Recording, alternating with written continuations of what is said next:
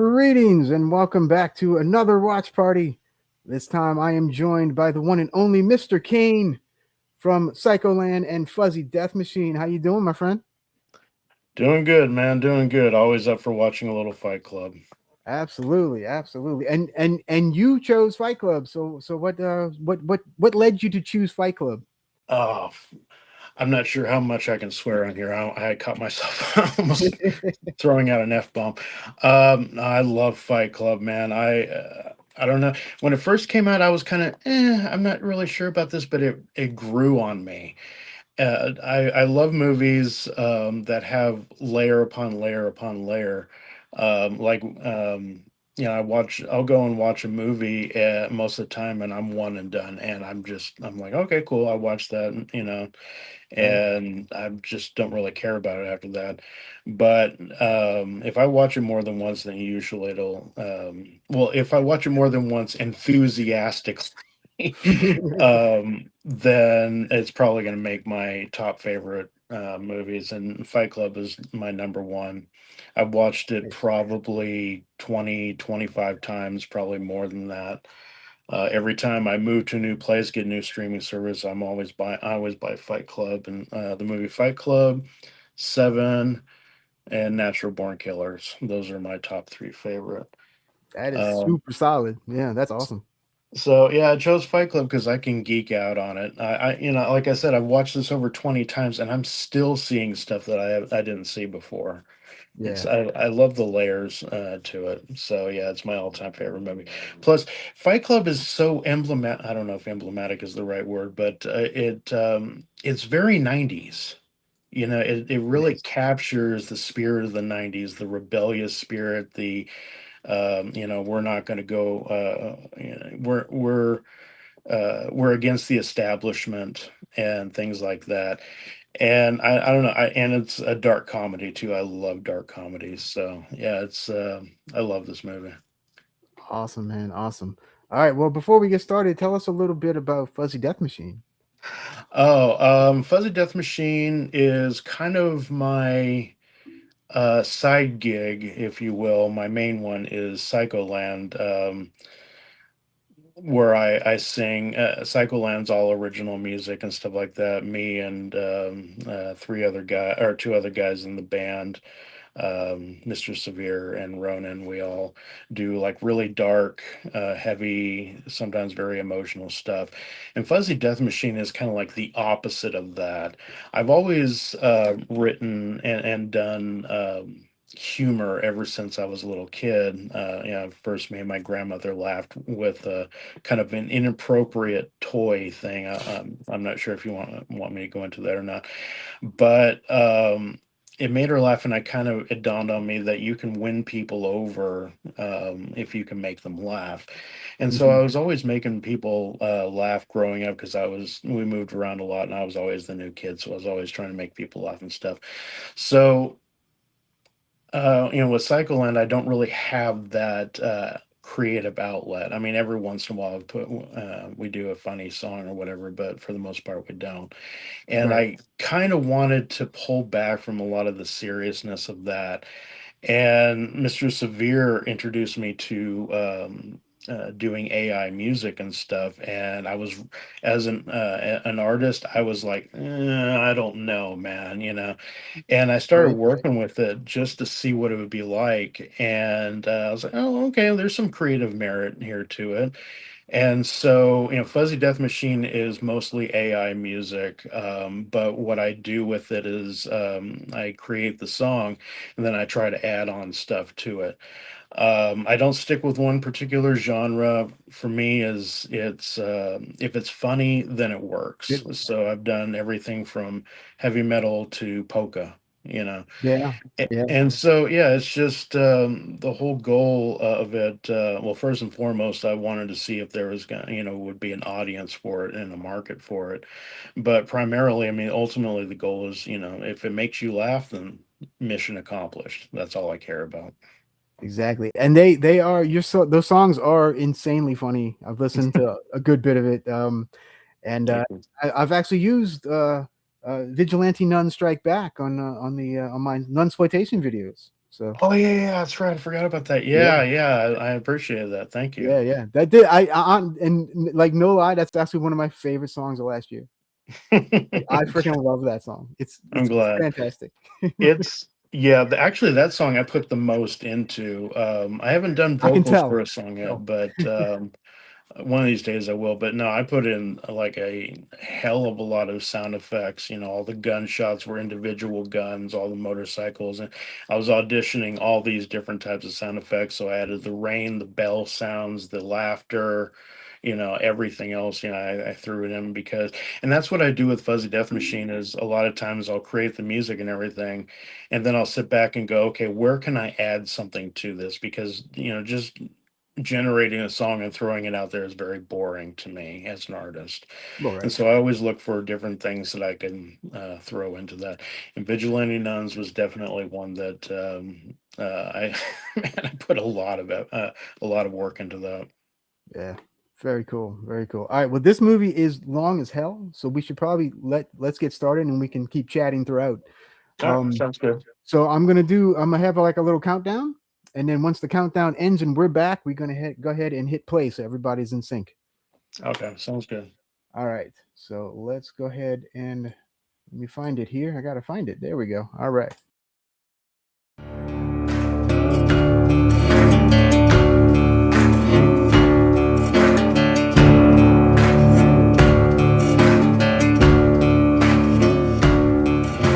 All right. Go ahead. Go ahead and hit play. All right.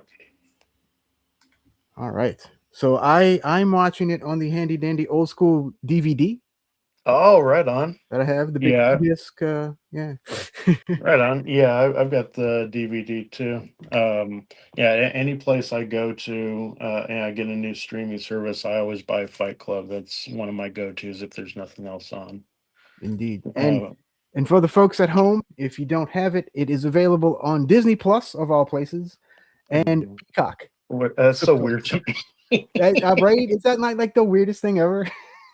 Yeah, it's funny how a lot of times in some movies that they produce, they're like, "Oh, we can't do that; it's too risque." I'm like, "Dude, you own Fight Club. How can you?" I mean, they have a line in there says, "I haven't been fucked like that since grade school," and I'm like, "Wow!" And Disney owns that.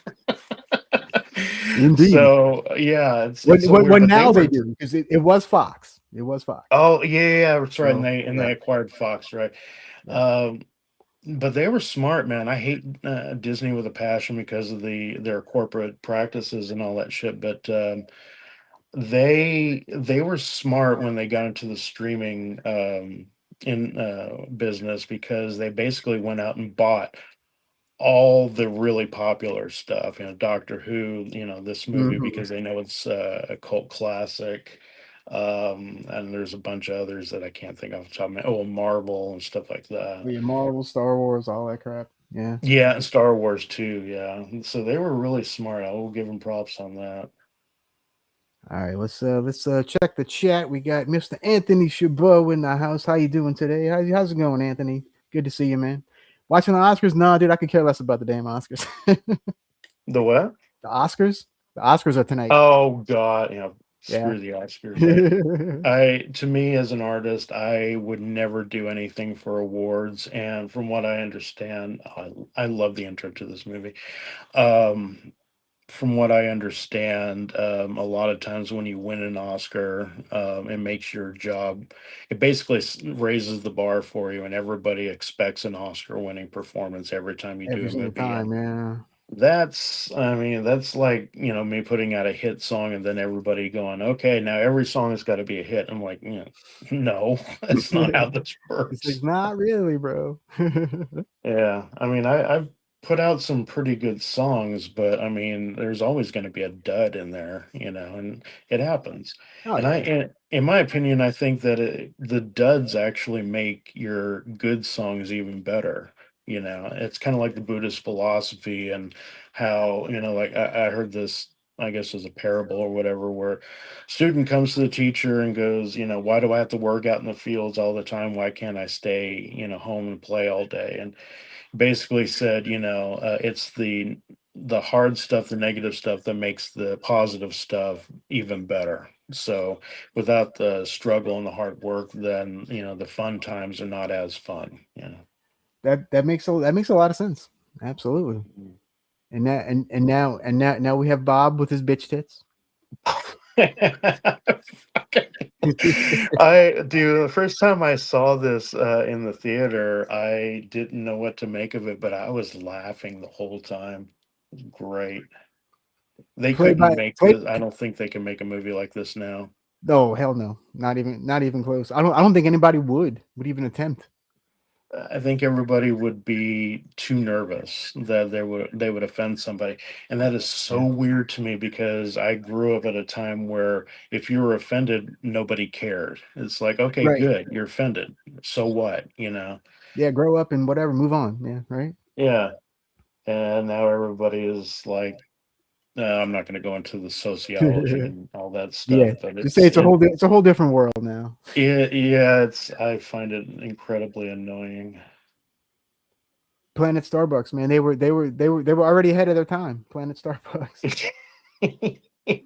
I would not be surprised. Well, it's very emblematic of corporate greed and oh man, I miss the '90s so much. Not because I grew up at that time, but I miss the attitude of the '90s, Yeah. where people Same. were rebelling against rich people and corporations and government and stuff like that. Very anti-fascism and all that. And fast forward, and it's actually kind of ironic because when we say that we couldn't make that movie now, this movie actually it fast forward to now, it's almost what do you call it? It's very relevant now. I mean, some of the stuff is dated, but the anti-establishment, anti-fascism type stuff is it's I'm very surprised that a lot more people aren't into it and into this movie now. It's just like I was listening to a Green Day song the other day, and I cannot remember which one it is, but it was anti-fascism. It wasn't American Idiot, but it was on that same album. Mm, And I remember after the song came out, it was very relevant at the time. I think it was having to do with criticizing the Iraq War and all that. But after a while, kind of became dated, and we came into a kind of a almost a stable state in our country and all that stuff. And so people just lost interest in that song. hmm And I heard it on the radio the other day. I'm like, oh my God, this is so relevant today. And it was written like 20 years ago. Yeah, it's It's weird how crazy. it kind of everything kind of goes in waves. Everything. Yeah, It's in cycles. crazy. I, Movies, I look music, at everything. Art. Yeah, I look at life kind of like that. Everything's kind of like on a pendulum, Mm, and a lot of times it'll start out going at one extreme or another, or it'll start out in the middle and then swing to one extreme or another. But it almost always comes back to an equilibrium at some point. true. Very true. And I think yeah, the elements of this movie. Again, some of the stuff is kind of outdated, but a lot of the relevance, at least to me, it speaks to me.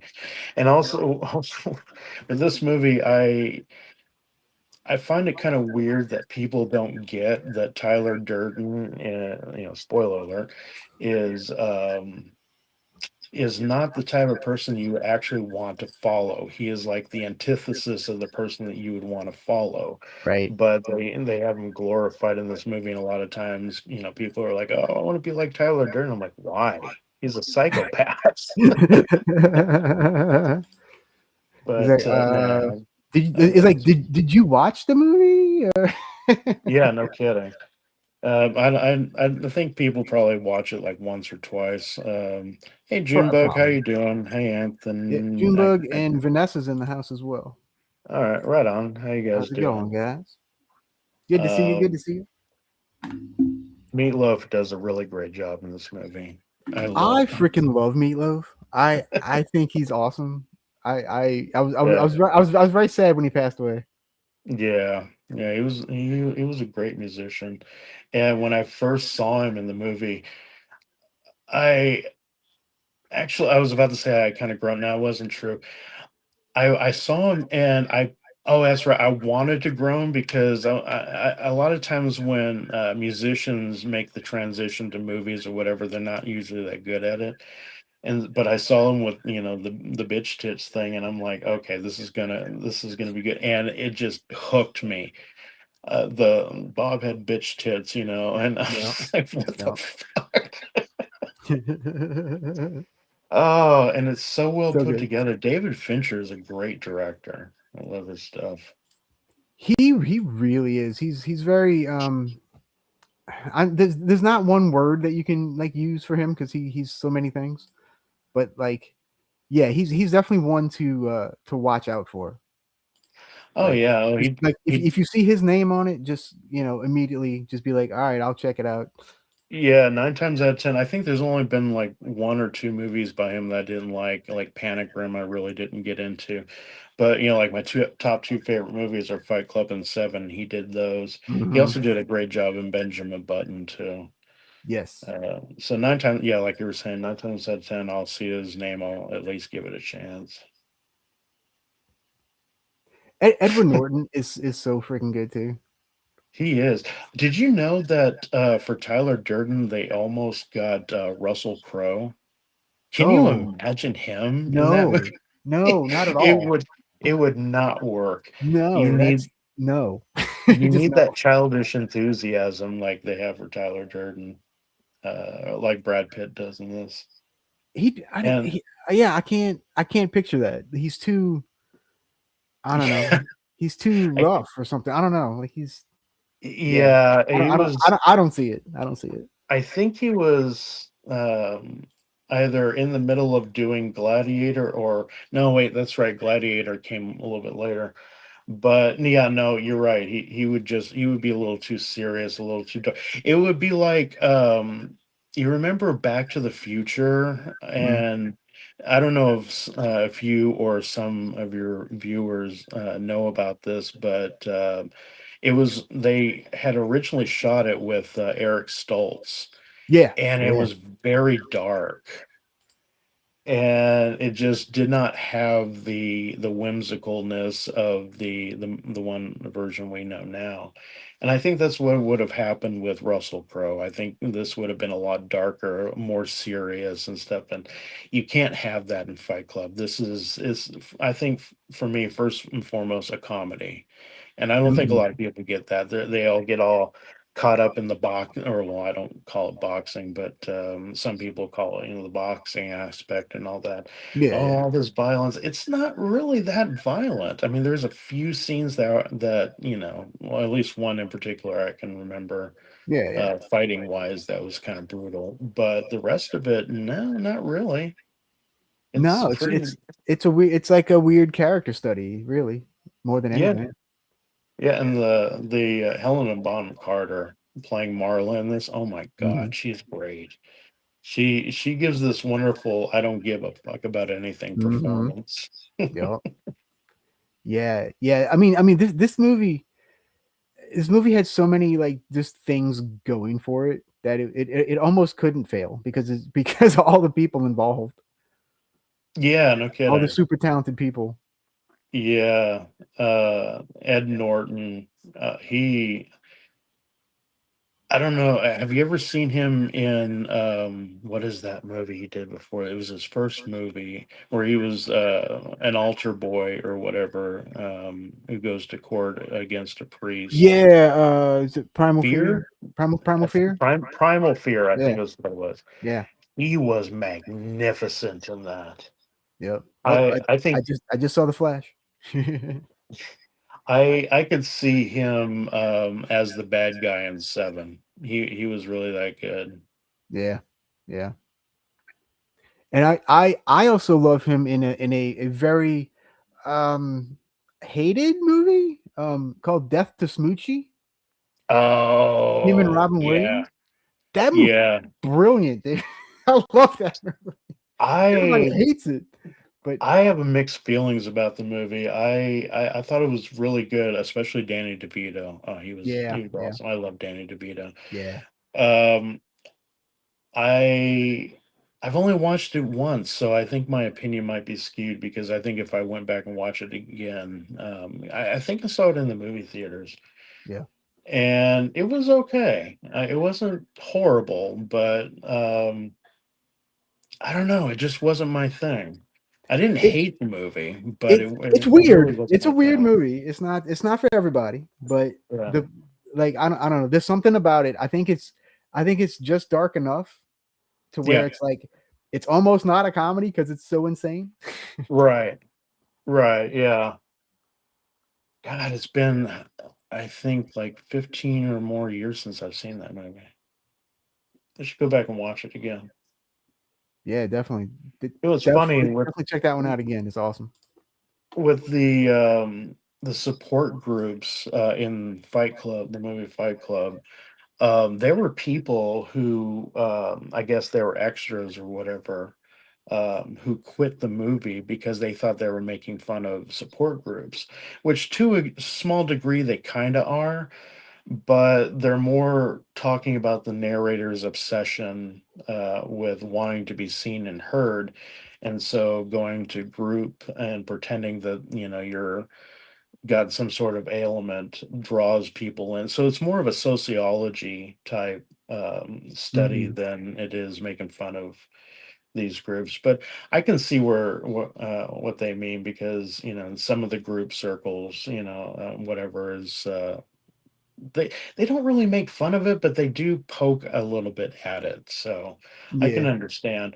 But I've been in like I've been in AA before, and I've been in group therapy, and so um, I get both aspects of it, and I Hmm. find the group therapy scenes in this like really funny.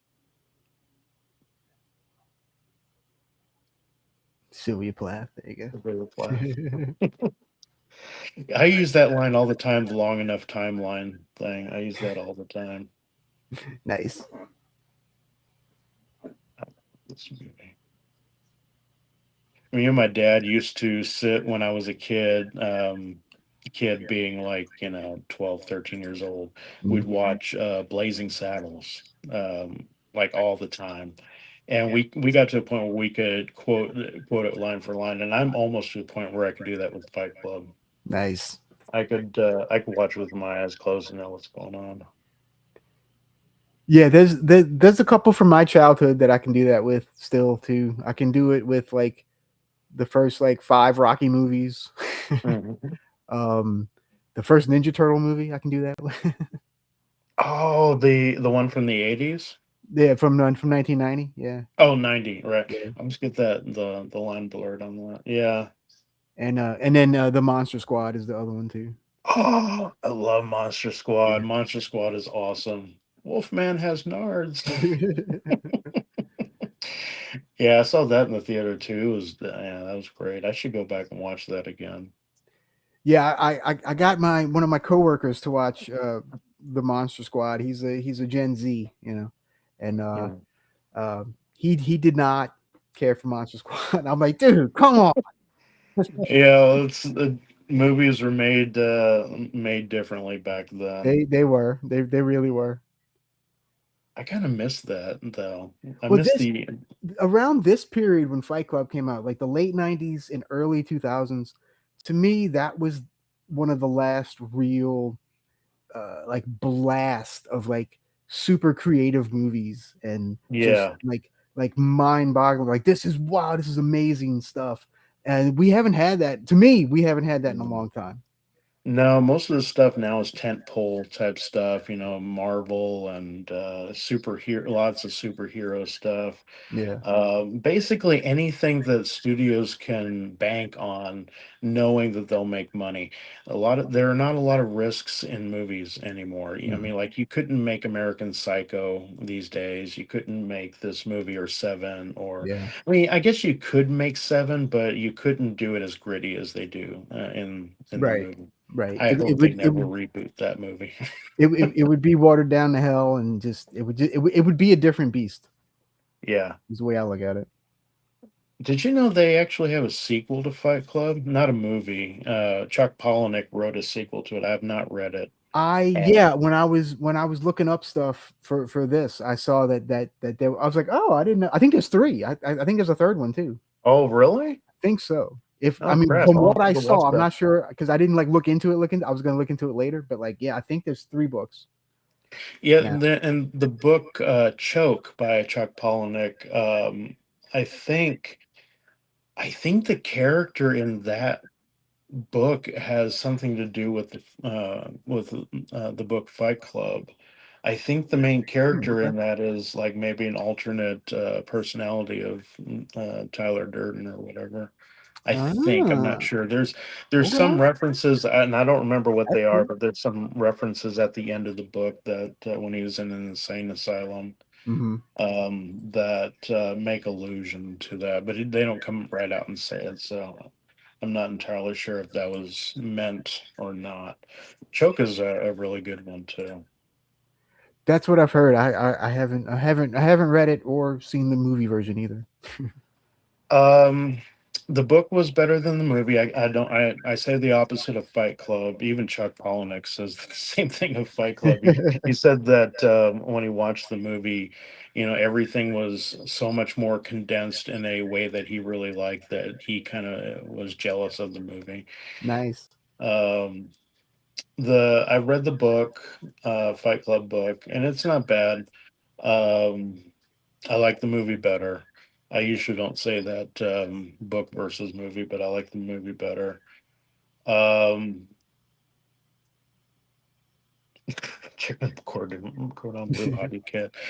And yeah, Chuck Palahniuk's books are really hard to get into because a lot of times when you read a book, it's always in third person, Hmm. where Hmm. you know all the characters' thoughts and so on and so forth. And to a degree, you do know a lot of the characters' thoughts and so forth in the book, but he writes in first person. So, such and such went and he did this, and he, uh, bought this, and, so on and so forth, instead of, or no, I'm sorry. He goes and he buys this thing. He goes and he walks down the street, and, it's a different way of doing storytelling, but if you can get past that part, his books are really good. A lot of dark comedy, a lot of psychology involved, stuff like that, and it's pretty good. Yeah, I remember reading. Which one was it? I think it was like Lullaby or something. Hmm. And I was impressed with, yeah, I was impressed with his writing style. I should actually read more of his stuff. Yeah, they're really good. Again, if you can get past the first person stuff, you get a lot of really good concepts and stuff. I've read Lullaby, Choke, Fight Club, and one other. I can't remember which one. And yeah, they're good. I honestly, off the top of my head, though, I can't remember much about any of them. Yeah. But they are really good. If you're really good and are really into psychology and stuff. Oh, and this scene Oh, with here the we go. plane Yeah. crash, the guy in the seat was like holding on for dear life. That's the guy who actually did the special effects for that scene. Oh, cool. Okay. Yeah, and all the things that are flying past, they basically had a green screen and just started throwing bottles of alcohol, mini alcohol, across the green screen to do that. Nice. I'm like a big Fight Club geek. I know all the Yeah, this is why this is perfect for you to be on for this. ins and outs. Yeah, I tried reading. Well, I did end up reading. I did read American Psycho, Hmm. and I haven't read that one yet. I do like the movie better. Oh, is all right. I mean, the book's good, Yeah. but I don't know. The just the movie kind of encapsulated it, I think, beautifully. And I just, yeah. I mean, Christian Bale in that movie is just Oh yeah. ridiculously good. Yeah, I couldn't see. I think Leonardo DiCaprio. Yeah, that's right. Leonardo DiCaprio was approached in the studio really really wanted him in the movie, and so Gloria Steinem of all people talked him out of it, uh, Mm.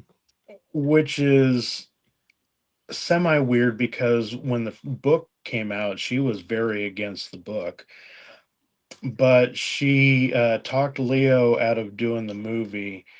And then Christian Bale, took the movie, and Gloria Steinem also married Christian Bale's dad. So there might have been a little collusion in there. But Hey, yeah, I could not see Leo DiCaprio doing that movie. no.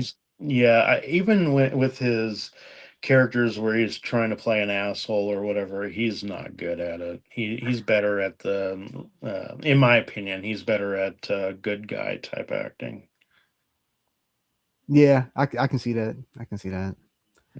All right, we got no more monsters in the house, aka Echo Zero. How's it going, my friend? Good to see you. Echo, have you seen Fight Club? I'm sure you have. I'd be shocked if you hadn't.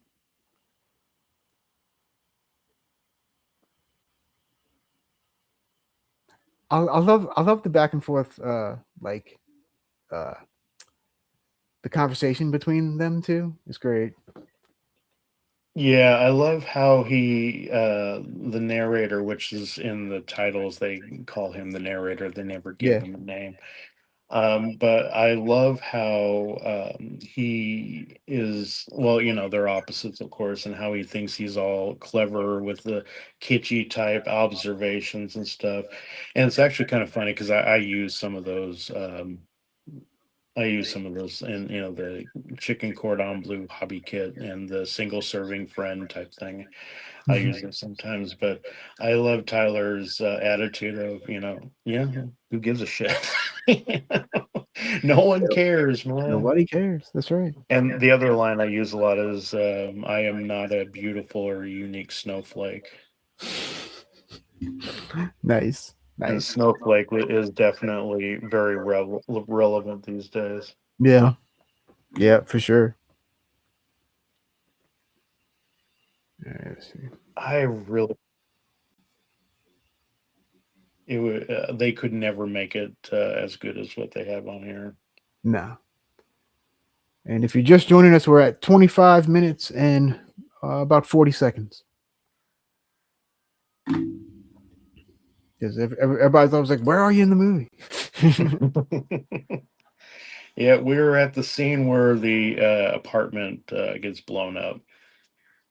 He's just now driving up and discovering that everything got blown out. I also love that the taxi cab says "scat." Oh, does it? I did not see that. Yeah, Well, it shit. does. There you go. Another thing that I did not notice on the telephone when he calls Tyler. What's funny, I didn't catch this either, and I saw something recently about it. It has on the little text on the phone. You can't really see it unless you look real close. It says this phone cannot receive star 69 type Yeah, calls. yeah. And so, and I did not see that. So that's actually a little clue of what's going on in the movie that most people don't pick up on. This movie reminds me of like a Stanley Kubrick movie where there's so many like Mm. little weird things in every little Yeah. scene. There's so many things in this movie. Yeah, it's I love movies like this. Yeah, Yeah, usually they're whenever I fun. watch a movie and doing the one and done thing, it's usually because it's like a straightforward movie. You see everything that you need to see, you get the plot, and it's up to you to decide whether you like it or not. Yeah, I like movies like this and like Seven, where you can go and watch it and you will see different things, especially in the notebook scene where in the beginning, the title sequence where he's doing the notebook stuff and writing things down, really gritty. I love that intro too. yeah, But yeah, you see different things that if you stop, pause it, and look at some of the stuff, you'll see different layers that you see later in the movie. That's pretty good.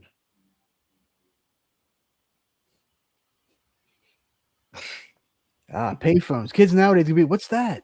Oh God. I grew up at a time where my first phone was a rotary phone. We were just Same, coming out of the rotary same. phone. Yeah, Oh yeah, you too. Yeah, I yeah. hated rotary so much. Yeah. It usually, but I would usually mess up on the number, and it was almost always at the very end. So you have to And stop and start go all all over. the way Yeah. back. So doing the touch ones was so much better. And then every single number had a damn 9 in it. So you had to do Oh yes, yeah, yeah. I don't did they have zeros back then in numbers? I think that was Yeah. only reserved I for think operators. I think it was the first one. I think that was like the top one was a Oh 0. I yeah, I think. just turned 50, so it's been it's been 40 something years since I had one of those.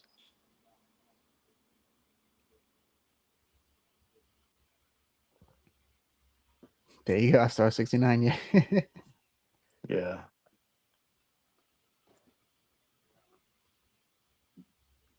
Kids these days wouldn't know what that is either, probably. Oh, the start. Yeah. Lou's Tavern. And like what the hell's Brad Pitt? He looks the same. Like now.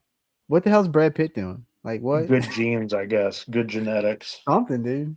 Yeah. Well, I'm convinced though that he probably got hair clip from them though. That yeah, I mean, that wouldn't shock me. As as Can as you and I have a similar haircut, so can you imagine him with a bald spot, balding? that'd be hilarious. Yeah. He could definitely not get movies if he did that, or shaving his head. He might be able to pull off the shaved head thing, but you know, Yeah, maybe. maybe. Yeah.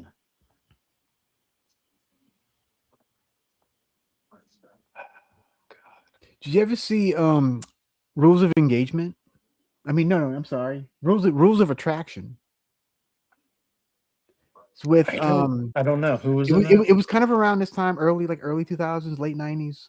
It was James Vanderbeek from Dawson's Creek and like a bunch of other people, and it's very much in this type of realm where like all like it's this crazy movie where all this stuff is happening and Hmm. everything congeals into one. So it's a really interesting movie. That's another one you could watch over and over again and find something If different every time you watch it. if it's got James Vanderbeek in it, I probably haven't seen it. It sound. Did they? Is it like a romantic comedy? No, it's they're like how can I describe it? It's they're in college. Hmm. Let me see if I can pull up Okay. uh, a simple thing how it says. Let's see. Um, so it's three college students who become entangled in this weird triangle. There's a drug dealer, a virgin, and a bisexual, and it's James Vanderbeek, Shannon Sosaman, Jessica Biel, Kate Bosworth, all kind of good people are in it. Um, Hmm. and Yeah. it's but it fits in with stuff like Fight Club and American Psycho and all that stuff. Oh, and Fred Savage is like he's like a heroin addict. Oh shit. And Okay. like, yeah, it's a really interesting movie. Nobody talks about it, and it's a shame because it's really good. I need to watch that again. What was it called? Rules of Attraction. Rules of Attraction. I think that's what it's called. Yeah, All right. Yeah, if it's got James Vanderbeek, I probably have not watched it because I never really got into him much. But if it's a lot like Fight Club, well, similar in some ways, then yeah, I'll probably go check that out. it has a similar vibe. It's not the same story or anything, but it's like it's a similar. Yeah, it's a similar vibe, And similar colors. anti-society type stuff. Yeah, kind of. I'm always down for that. I love the splicing of the film scene. Yeah, vroom. They definitely could not put this.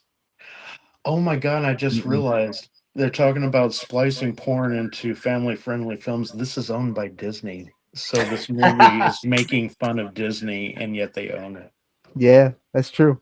It's fucking crazy. That's great. Yeah, the movie keeps right on going. And then a thing on YouTube right now is actually taking like R-rated movies and making them like PG. So they Oh, cut out like all the like all the offensive stuff, quote unquote, yeah. and it's like 20 minutes long instead of an hour and a half. Yeah.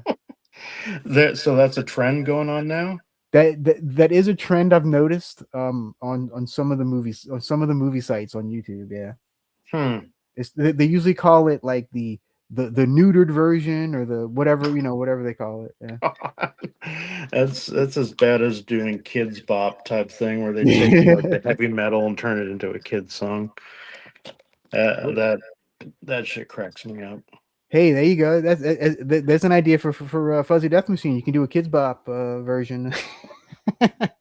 That's an idea, man. I Yeah, might have to do that.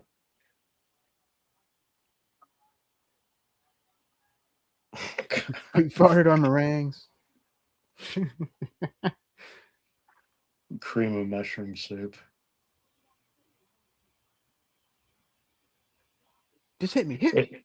in this scene, he actually does when he hits him. He actually does hit him in the ear because the director came up to him. He said, "I need you to make contact with him when you hit him." I don't think Brad Pitt even knew that it was coming, Oh wow, and he wasn't sure where to hit him. So he threw a punch, and he wasn't trying to get his ear, but he got him right in the ear. nice. I love that.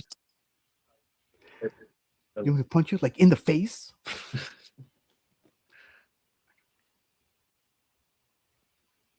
I love the colors of this movie too. Yeah, it's another thing I like about David Fincher Ooh. movies.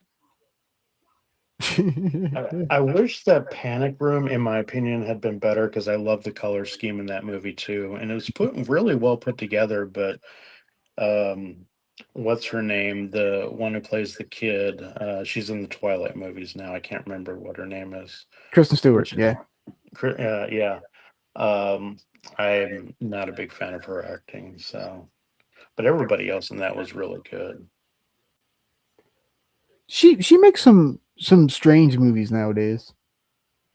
I haven't. There was one that I did like called Personal Shopper. That one I've never. it was kind of a ghost story. It was that one was all right. It was weird. It's a little slow, but it's kind of that one's all right. Yeah, I haven't. I can't remember the last time I saw her. I think it was in the Twilight movies. I actually gave those a shot, and I kind of want those hours of my life back. My wife is a fan of the Twilight movies, so yeah, I've seen Yeah, I'm sorry. I hope I didn't offend your wife or anything. them. Just not my thing. You know the house that they live in. They built that all from scratch, Mm. which is too bad. I always wanted to go visit that and Lou's Tavern. Lou's Tavern's an actual place, but I don't think it's I don't think it's running anymore, or they tore it down. One of the two.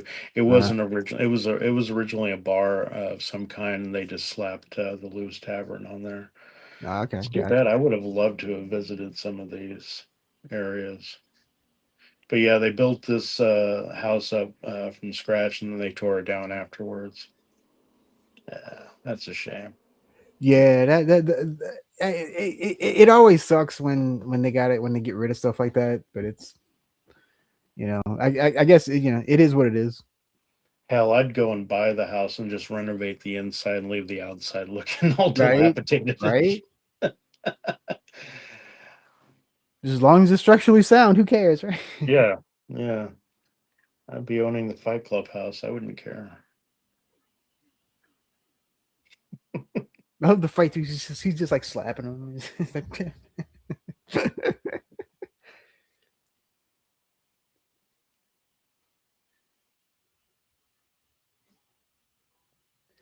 I know they were talking about doing I think they were talking about doing a version of this from Tyler's perspective. Oh, really?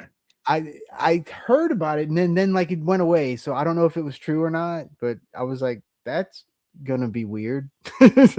Yeah, no kidding. That would be very, it would be a very bipolar, grandiose type Yeah. movie. And I guess they could get away with it to a degree. I don't think it would play well nowadays, though. No, I I doubt it. don't think the movie would be made as well. I doubt David Fincher would be a part of it, so they would have Yeah. to recreate the grittiness of this movie in that, and with the present day special effects and or not special effects, but present day the way they film things. I don't think it would really work. No.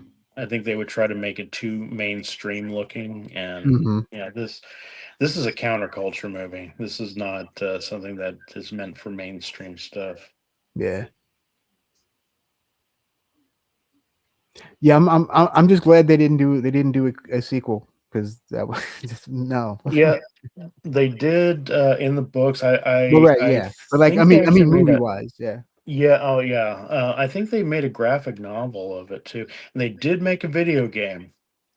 Did I they? bought the video game. This was back when it was, I think it was PlayStation 1 or 2, so it was a long time ago. And all it was just Mortal Kombat with Fight Club characters. And it was so dumb. And it was basically, you know, Fight Club is very against things like that, against glorification of products and things like Hmm. that, and franchises and stuff like that. And so doing a video game for it is just, and it would be like them winning an Oscar for the movie. It's just the opposite of what the movie was going for. That is, yeah, that's strange. Yeah, I think I would buy it again just to own it. I lost it somewhere, but that's not a it's not a good game. Yeah, I can't imagine it was. I mean, if you're gonna do it, at least do a story based version, and you know what I Yeah, mean? that's all it was. It was just a fighting game. There was Yeah, no storyline behind it whatsoever. It was Tyler versus I don't remember if they had Bob in there or not. They should have. I hope so. I would have loved that. I only saw I only played Tyler versus the narrator, and I lasted maybe 5 minutes into the game, and I thought this is stupid, and so I shut it off. They will make a game out of anything. Oh Like God, yeah, it is insane. Some of the yeah, games that they got. yeah, and nobody sat back to. They only looked at the money aspect because of this movie being a cult classic, and they didn't look at, is this a good idea? Do you think are fans going to actually like this? Yeah. Oh, yeah, hold on. I'll show you how much of a Fight Club geek I am. Forgot about this. If I don't knock everything over, I have a Fight Club bar of soap. Oh wow, that's awesome. It's very faded now. This is like over 20 years old, but yeah, it was originally. Oh, There you hey, go. Yeah. we? No, Oh, there. I'm still here. I just Oh, made you bigger. Yeah. but yeah, this used to be like very bright pink. I kept it in this bag That's to keep awesome. it fresh, but yeah, I didn't keep it out of the sun very much, so it's all faded and shit. Very cool. Very cool. Yeah, I used to, I think I still have it. Some, yeah, I think yeah, I'm pretty sure I still have it. I had gotten a VHS of the Ring, like the video in the movie, like that Oh, video. Yeah, that would be awesome to pull out in Halloween parties. Everyone, we're gonna watch this videotape of the that's ring. sort No, of you're what I not supposed to did. watch the I was videotape. I had a friend over and I was like, hey, sit in the chair. Let's watch this movie. And I popped it on, and he's like, oh hell no. Yeah, That would be it a was good good stuff. prank to play on people. Yep, that was It'd be that was awesome. good stuff.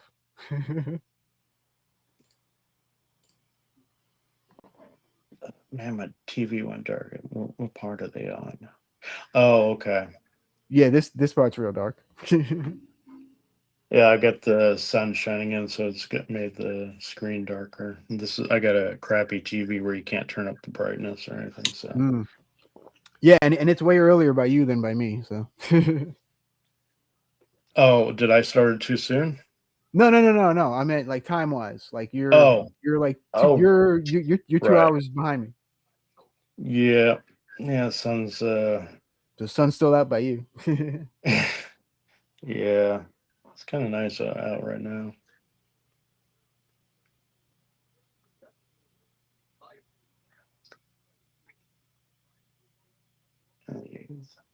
Yeah, and then of course everybody did the first rule of whatever, blah blah blah, and yeah, like No one everybody ever did that. remembers the other rules. No, nobody remembers the others. Just the first one, and well, first two, I should say. First two. Yeah, see, I don't, with the fight scenes, I don't understand why people focus on this part of it.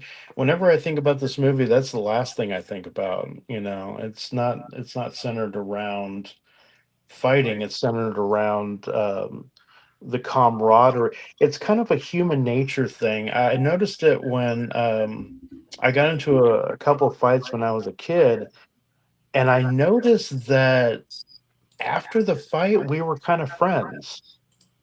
Mm-hmm. It's like once you Mm-hmm. got past the turmoil, we were both, kind of like, yeah, it was kind of stupid, and we became like really good friends.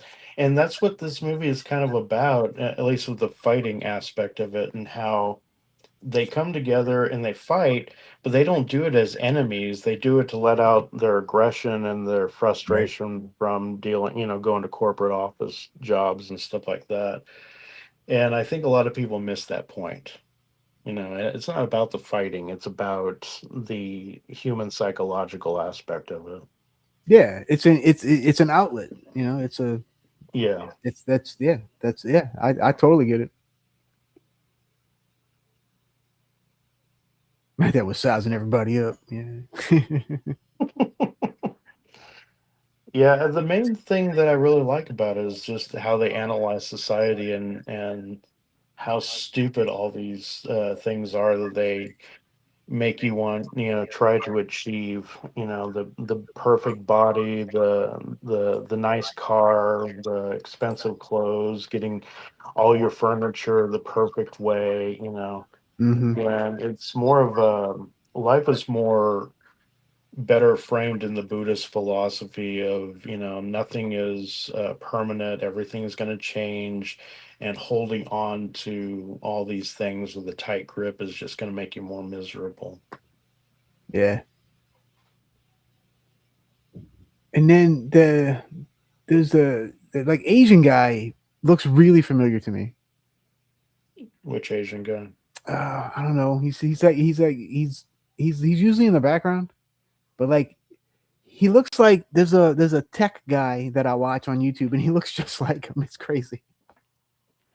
I did not notice any Asian guys. Now I learned something new about this movie. Do you point him out if you see him? Yeah, I will. He's all right. He's behind. Of course, his face was kind of blurry, so you couldn't really see him.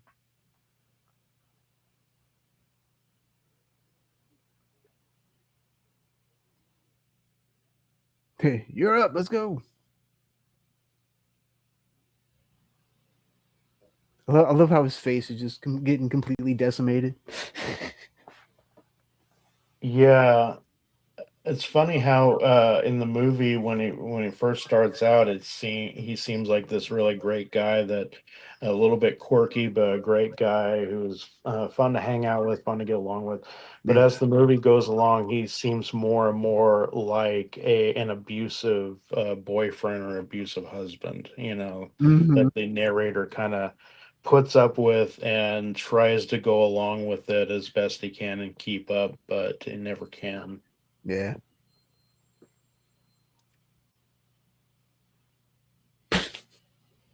Love him doing the nunchucks. That was actually, from what I understand, was improvised. It was That's awesome.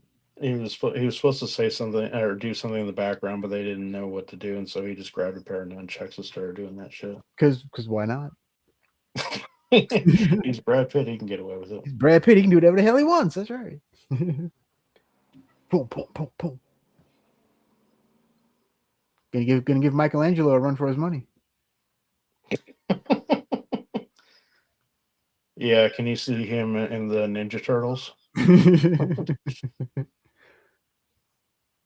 As long as it's Didn't not, they? as long as it's not the Michael Bay ones, it's Oh, Michael Bay. Oh, wait. When did those come out? like 10 years ago or so, 10, 10 15, years ago? maybe 15. I don't. Yeah, late 2000s, I Yeah, think. I'd forgotten about those.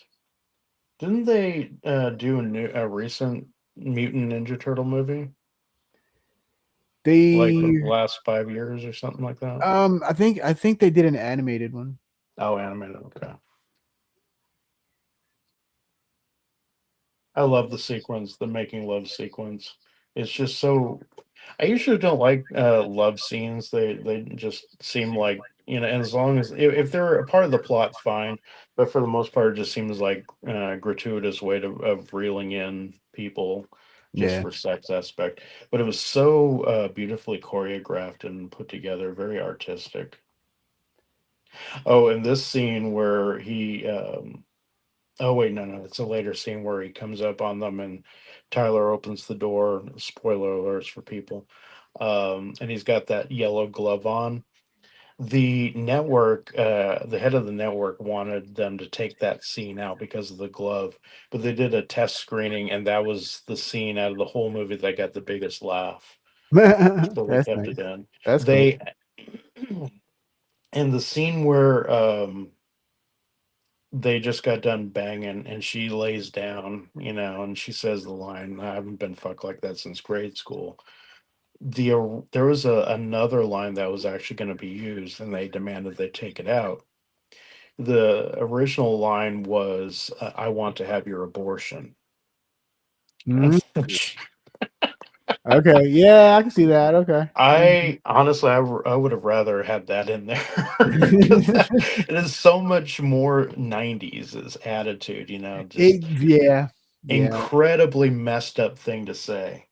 Yeah. It's But very what they true. took it out, they demanded they took it out, and so David Fincher said, "Okay, well, whatever we replace it with, it has to stay." And they put it like down in contract or whatever. And so they did the grade school one, and they came back and demanded that he change it back, and he goes, "Nope, He said, "Nope, I nope, got it in writing." not doing it." Nice. Little Easter eggs like that, like if you see Tyler passing by the mirror in the hallway when he's going to see Marla, you don't see his reflection. I didn't Hmm. pick that up until like last time I watched it about a month or two ago. Nice. So yeah, they give little hints here and there that he's not real. Hmm. And I haven't really picked up on a lot of that up until recent years. I love the dildo scene.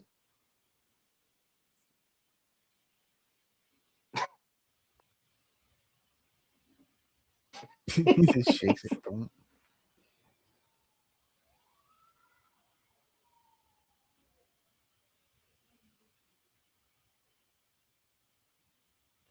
Yeah, you're right. That's kind of that's what's missing. Like that 80s 90s attitude. Like it's just completely gone from every piece of media, like Yeah, ever, pretty it, much. it it comes down to people worrying about offending people. And that's one of the things that I can't stand about the modern day. I mean, I've been asking myself over the last 5 or 10 years, is it just me getting old? But no, it's I grew up in a time where, I'm Generation X, and it's, growing up Gen X is, you grew up in a time where, if your feelings got hurt, oh well, suck it up, deal with it, live with it, whatever. Yeah, too bad, so And sad. Yeah. and now it's like everybody's worried about offending everyone else. I'm like, why? It's just an opinion. Yeah, I don't get it. You might hurt someone's feelings. Dude, I get my feelings hurt all the time, man. I don't run around and complain about it and tell other people they should not do this, that, and the other just because it might hurt my feelings. Who cares about my feelings? I, I'm hoping, we were talking about cycles earlier of Hmm. society, life, and all that. And right now we're still at an extremist, kind of like the pendulum thing I was telling you about when it comes to equilibrium. And right now we're at one side of the extremes, which side you can debate amongst yourselves or whatever. But I'm hoping that we eventually come back to an equilibrium where people can put out more movies and more music and stuff, and not have to worry about, oh, is this gonna get the mob to riot against me. Yeah, I mean, it'll come back around again eventually. Who knows? I don't know when, but I'm. Hopefully in my lifetime. I would say hopefully soon. Well, one thing I've noticed, and I promise I'm not going to get too political on this shit. Um, but one thing I have noticed is like the with the 50s, it was a lot of staunch conservatism. Everybody's got their role, the nuclear family, blah blah blah. Hmm. And then the 60s came, and that was a reaction from the 50s, so the Right. pendulum swung the other direction. Then the 70s were kind of a lull, people pretty much weren't sure what the fuck to do with themselves. Then the 80s came around with a lot of conservatism. And so the 90s was a reaction from the 80s and all the conservatism there. Right. Can you imagine once we get past all the current crap, what kind of reaction we're going to get after that? I mean, I think that it might, or at least I hope so. It's going to make the 90s look uh, like child's play, I Yeah. hope. Yeah. I Same. really hope. Yeah. But there's eventually going to come a counter reaction to what's going on these days. And I just see, I love the 90s, but it was very emblematic of the times because they try to bring back Woodstock in the Right. 90s. Yeah. And the first time they brought it back, great idea, everyone had fun, but then they kept bringing it back, and the more times they brought it back, the more people were just trashing on it, and or they'd go to the events and just destroy everything, and it lost all meaning, original meaning. Yeah. And so my thought is, the counter reaction and everything, I hope it's as good as the 90s, but I think it's going to go the same way as, that whole thing. It's too modern now. And so trying to get back to a peace and love type thing like in the past, I don't think we're ever going to get to that degree. But I do at least hope that we start making more entertainment, movies, music, blah blah blah. That's edgy, pushes the boundaries, but does it thoughtfully, not to just to push the boundaries, but kind of like Fight Club, puts a little thought into how things are gonna go. Not just be Yeah. raunchy for raunchy's sake, but which is kind of what I do with Fuzzy Death Machine. I mean, there's a lot of raunchiness in a lot of the songs, but I do it thoughtfully, and I plan everything out kind of like a stand-up comedy routine, Yeah. to make it funny. And so I dance on either side of I dance the boundary between crass and eloquence, and just bounce back and forth. So there's a lot of thought that goes into it, and I do hope we get to a point, that we can do stuff that's similar to the 90s where they push the boundaries, but they don't push it just to push it. They do it with a lot of thought and to get you to think. That's one of the things I love about 90s movies is not only is it pushing a boundary, but it gets you to think about your everyday life and how we all as a society approach things. Yeah. Yeah. And there Definitely. isn't a whole lot of that anymore. No. No. That condo was my life. The a few minutes ago we had this scene where he walked in on Tyler and Helena there, and I it always cracks me up when Tyler answers the door and then he starts playing with his belly button. I don't know why. Yeah, It always cracks me up. it was all cleaning himself. Yeah. And he's like, yeah, Oh, it was funny is the the scene, yeah, that same scene, her parents were downstairs. They listened to the whole thing going on, and she invited them to come to the set, and it just happened to be that day. I don't think she knew, and so Nice. yeah, and Brad Pitt uh, didn't want his parents watching the movie. I mean, I get it that like for Fuzzy Death Machine type stuff, there's such raunchy stuff in there that I've told my mom, she's listened to Psycholand. She loves Psycholand stuff. But Fuzzy Death Machine, most of the stuff, I'm like, yeah, you don't want to know.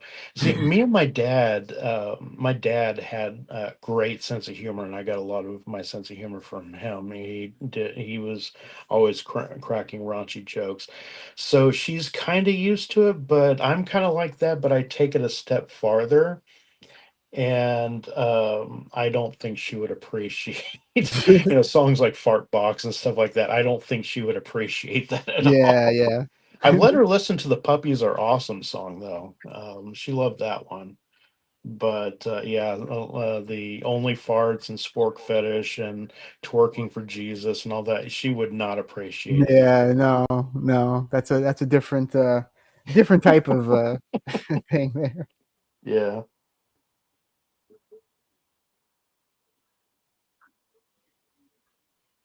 I love in this movie how they play it right up to near the end to where you don't know. I don't want to give a spoiler to people who haven't watched this before, but they play it up to the very end to where you realize things aren't the way that you thought they were with the main character Hmm. and Tyler.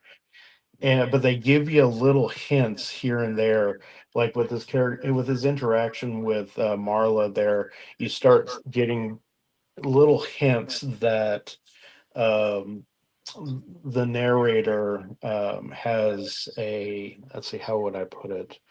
Um, an on and off personality, maybe, or personality type switch going on, Hmm. but they don't come right out and say it. They just leave you little bits and pieces as clues Yeah. um, until you get there. Oh, and this is my favorite scene where they go to the liposuction clinic.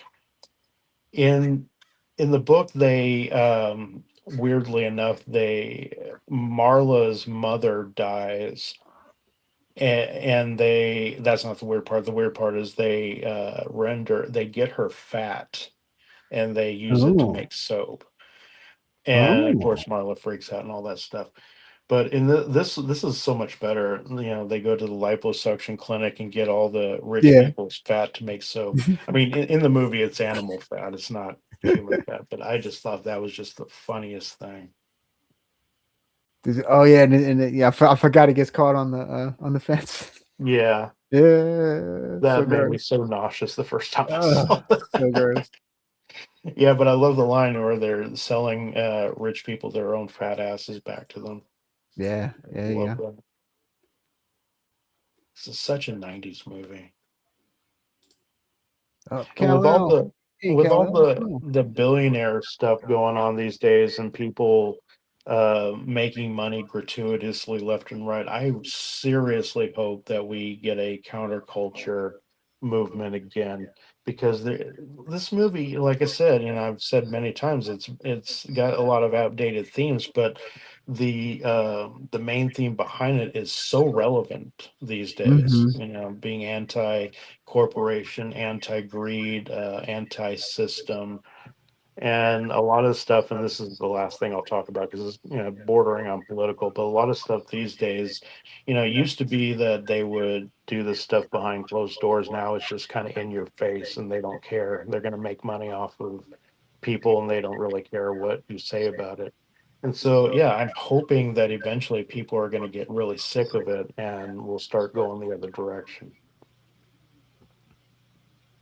Yeah, and like you said earlier too, like I'm surprised this movie hasn't gotten a resurgence lately. Yeah.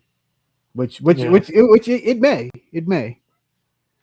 Oh, this movie, in my opinion, is going to be as much of a classic as oh God, I can't think of the title of it now. It's got Dustin Hoffman in it, and he's getting seduced by an older woman. Oh, Graduate. Was it The Graduate? Mm-hmm. Okay, yeah, that movie. I think this movie will become as iconic as that because it's just, again, very dated, but it's got a timeless theme of, the way society is built and the people who control things. Um, are always trying to repress people who don't have as much, and Yeah. that's just a timeless theme throughout the centuries, Oh yeah. So yeah, I do think this one will definitely become a classic. I mean, it already kind of is, but I think it'll stand the test of time. Oh yeah. For sure. All right. Kelly Love says your tribal chief is proud of you. Yeah. Thank you, man. Thank you. Thank Oh, yeah, I forgot about the chat room. I you. get Well, so into sometimes it's this popping, movie. sometimes it's not. But whatever. Not too much going on. Let's see. Cal Yeah. says Fight Club is just as much classic as Gladiator. Some of the best made movies of all time. There you go. Oh, But Cal, can you imagine Russell Crowe playing Tyler Durden? Because that almost happened apparently. yeah, it was Russell Crowe and some other person I can't remember, but that was the one that stood out, and I'm just like, yeah, I've never seen a movie with Russell Crowe that I laughed during. He's always doing serious stuff, so I could never see him. Oh, I love this scene. um, yeah, I could never see him as Tyler Durden. He's good. Tyler's got to be flamboyant. Yeah, and he's just Russell not. Crowe does not. Not in that way. Yeah, He's not flamboyant. he's a gruff. He's a gruff, grumpy dude. Yeah. Yeah. And Tyler can't be the grumpy guy. He's got to be, the upbeat but psycho type guy. Well, basically, he is a psychopath. So, Yeah. you got to embody that, not only with the psychopathic thinking, but with the enthusiasm that he has behind it. I can't see Russell Crowe doing that shit. Okay, here you go. Cal has a question for you. Have you seen the theory on Bob and Marla that they're not real either? I've seen the theory that, yeah, yeah, yeah, yeah, yeah. I don't, in my opinion, I don't put a lot of stock into it because there's enough interactions with them in the real world that I can see Bob as maybe not being real because you don't see a lot of his interact. But That's then true. again, if that were true, then that means everybody in the house would also not be real because of that one scene where they bring in Bob's body and they pull off the thing and they're like, oh, everybody Mm, reacts to it, then everybody gets rid of the body. Well, then if he's not real, then they aren't real. And so all of right. Project Mayhem and all that would be run by one guy, and he wouldn't be able to accomplish everything in the movie that, one guy couldn't do that. Yeah. So I don't really buy that much into it. Marla, I'm not sure because yeah, now that I think about it, she didn't really have much interaction with other people either. You didn't really Yeah, that's seem kind of to. what I'm looking at. What I'm looking at right now, and I'm like, maybe. Yeah. Yeah, yeah. So I think for her, yeah, it's definitely a possibility. But no, I don't think Bob um, was a figment of his imagination. I think if anything, well, as it shows, in the movie, he kind of feels bad for him, and so he brings him into the Fight Club thing to so he can build a sense of confidence. He kind of takes him under his wing, so to speak. So I think he's probably in the universe. He's probably real and kind of a little brother type character. Yeah. That makes a lot of sense. But yeah, like when the scene where she's sitting in the tuberculosis group and she's smoking a cigarette. Um, well, wait a minute. No, I was gonna say they don't do a lot of interaction with the other people, but with her smoking, there is a person that sits next to her that does this Yeah. because. So I don't know. I don't know. It's definitely an interesting theory. Oh yeah,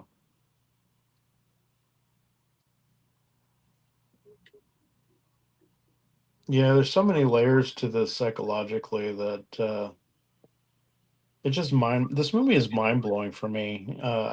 I don't think I've ever seen another movie, and I'm sure they're out there, but I've never seen another movie where there's so many layers and details to it that, as I said before, I've watched this over 20 times, and I'm still seeing stuff that I'm like, oh shit, I didn't see that. I didn't pick up on that, and that's awesome. I love that. A lot of Mm. movies now, it's just kind of straightforward. What you see is what you get. They don't put a lot of Easter eggs or anything into their stuff. It's just, like I was saying, tent Yeah, pole just type straight stuff. crap. Yeah, just nothing. It's just, There's yeah, no mostly substance crap. to it. There's nothing. No substance, right? Yeah. Let's see. Cal says Russell Crowe is one of his favorite actors, so don't count him out. He has more range than Pitt. Just Pitt shows his range, uh, and more often. Hmm. Well, Well, I would love to see Russell Crowe in a comedy. I don't know if I've ever, I'm sure he's probably done one. He's done a lot of movies.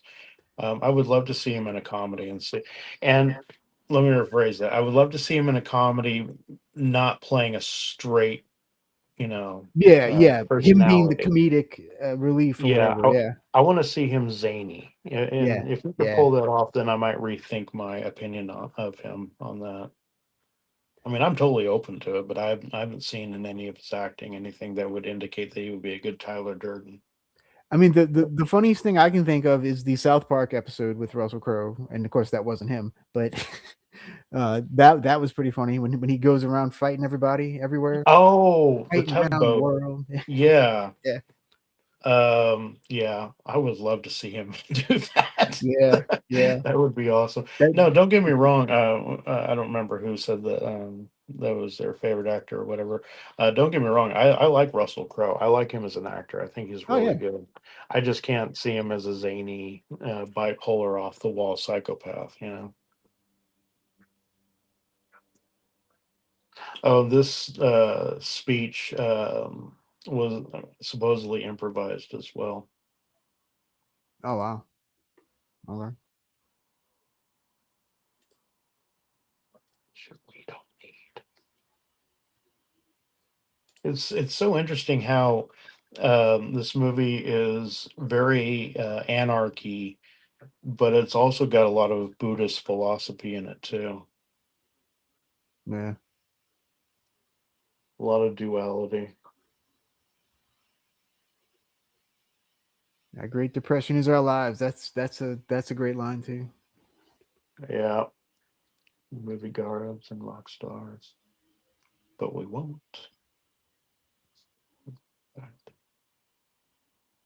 Very, very pissed off. And Jared Leto sighting everyone. Jared Leto. Yeah, back. I always I forget don't know. he was in this. I don't know if this was his first movie or not, but I think it was his first one that he stood out Yeah, as an actor. Oh, the guy who plays Lou, he I don't think he quit the movie, but if he had had longer scenes, he would have quit because he didn't know that the scene where he gets dragged and all that stuff. He didn't realize it was going to be that. Um, Brad Pitt, from what I understand, at least when he was younger, really got into his roles. Like in the movie Seven, um, I don't care that it happened to Kevin Spacey, but because he's a prick. yeah, But Kevin Spacey was complaining to the director, or whatever, that Brad was, when he pushed the gun into his head, he was pushing like really hard. He was basically getting into his character really well. right. And so I think the same happened with this scene with Lou, um, beating him up and then jumping on him and all this stuff. Yeah, he didn't anticipate that it was going to be like that in depth, Mhm. method acting or whatever. But I think this scene's brilliant, especially when he jumps on him. He's like, "You don't know where I've been." I was like, "Oh, that is so brilliant." With the AIDS fear and stuff. Mm-hmm.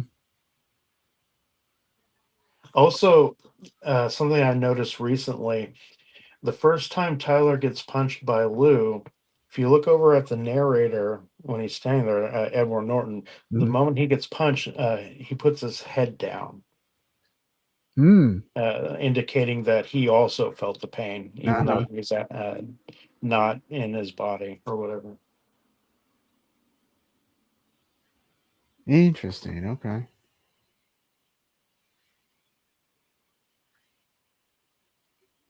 Puh, puh.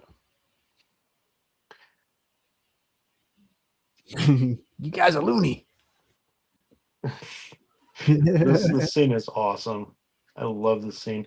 It's like he didn't even have to fight him with his fists. He just fought him with his own fear. Yeah.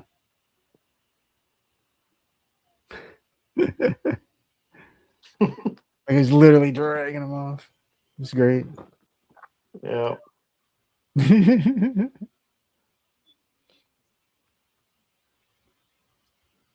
Another scene that I love, I think it's coming up here shortly, is where he gives them the homework assignment. And everybody has to go out and start a fight. Pick a fight with somebody Oh who they have yeah, to yeah, yeah. lose.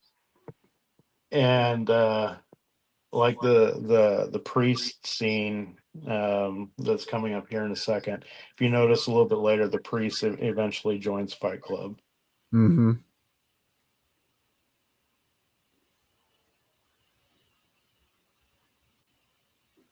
Yeah, it's yeah, yeah. It's such a great scene. There you go. His our homework assignment is being doled out. Yeah, Start a fight with a yeah. total stranger. I think this is where the Project Mayhem starts getting its roots. Yeah. And I love the music in this scene too. It's so catchy and corny. I love he sprays him with the hose. All right, let's see. Cal says, well, us older people have seen so much that we know the plots and twists before the movie's 30 minutes in. Nowadays, yeah, for sure. Pretty much, yeah. Nowadays, absolutely. Almost everything is predictable, which it's actually kind of why I don't watch a lot of horror movies these days, especially slashers. I mean, don't get me wrong, I love horror movies, but almost every single one that they put out these days, it's like I can tell the ending within like 20, 30 minutes. I know Yeah. exactly how it's going to end, what the twists are going to be, where the jump scares are going to be, and it's so formulaic that there's not a lot of thought put into it. Well, So yeah, well, at the beginning of the year, I did like a best of last year, and yeah, all my stuff was old. Like it was all like stuff from like the 80s. yeah, yeah. I can't. I mean, I'm trying to think of the last slasher type horror movie that I've seen. I think it was Happy Death Day 2. I think no, it was Abigail, but that wasn't really a slasher. Yeah, Um, yeah. Abigail was actually put together really well. I was very impressed. I I, like that way more than I expected. Yeah. Me too. I thought it was going to be very formulaic. I thought that I was going to be able to predict the way things went, and on some parts, like who the bad guy was and everything. I pretty much figured that out, but it did things that were like the scene where the that chick who's possessed dances Danzig. I don't know if you caught that part. Hmm. It's a song that hardly anybody knows. It's from the Danzig 2 album. It's called Blood and Tears. Yeah. And the moment that scene started up, or the song started up, I got these chills going down my spine. I was like, "Oh my God, Danzig! They threw a Danzig song in a movie, and it's actually a good movie too." Well, okay, I can't say that because they put in a Danzig song in the beginning of The Hangover. I'm not sure if they did it part two or part three, but the first one Okay. they put a Danzig song. It was in the title credits. Nice. So, Okay. but yeah, Abigail was probably. one of the more recent movies that I've seen, and that was pretty good. I didn't like how some of the stuff was kind of predictable, like one of the bad guys, one of the guys who's the bad guy, that was predictable, and Yeah. them getting shut in and locked into the house was kind of predictable. But a lot of the other stuff wasn't, and I thought it was pretty good. But yeah, when it comes to slasher movies these days, it's just Oh yeah, they're all run of the mill, same shit over and over again. it kind of reminds me of the reboot of Nightmare on Elm Street. You know, Oh it's god. they Yeah. try to make the guy, you know, a pedophile or whatever, and that was the thing about him in the '80s. Yeah, he was a child killer and he was fucked up, but he wasn't a pedophile. You know, and Hmm. he wasn't doing all these, you know, photos, blah blah blah. I don't want to get into it because it's gross, but yeah, and they just tried to make it more of a mainstream type thing, and they just, I don't know, there was something about the original Nightmare on Elm Street that it was all about Freddy's personality and what was involved in with him and not with the victims. At least part one and part two were. Yeah. Um, and the I can't remember the guy who played Freddy in the reboot. I love his acting and other stuff, like when he was in Watchmen. I loved him in Yes. Watchmen. He was great as Rorschach, yeah. Right.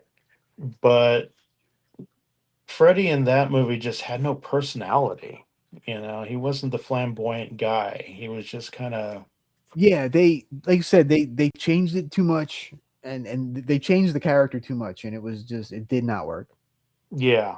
Yeah, he needed more personality. They try to streamline everything and make it more mainstream, and it fell for me. It fell flat. Yeah. And I think for pretty much every I don't know anybody that liked that movie, so Yeah, like literally. it's too bad too, because I mean, the guy, the actor, he was great at acting. I've seen him in a Oh yeah. couple things, Oh yeah, and he's he's just an fantastic. Yeah. awesome actor. But I don't think they allowed him to be. I don't think they allowed his acting skills to really come out in that movie. Agreed. Agreed. All right, let's see. Cal says the Seven role was offered to Denzel, but he turned it down because he said it was too demonic.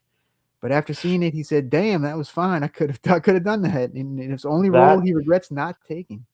Yeah, that doesn't surprise me. He's very religious. I can't remember if he's Catholic or what, but yeah, he's very religious. So, yeah, that doesn't surprise me. I don't think he would have done it as well as Morgan Freeman, because the character is, this burnt out detective, Yeah, and who's old. He's kind of like the Danny Glover guy. He's near yeah. That's kind of the other retirement. thing. Would he have been old enough at that point?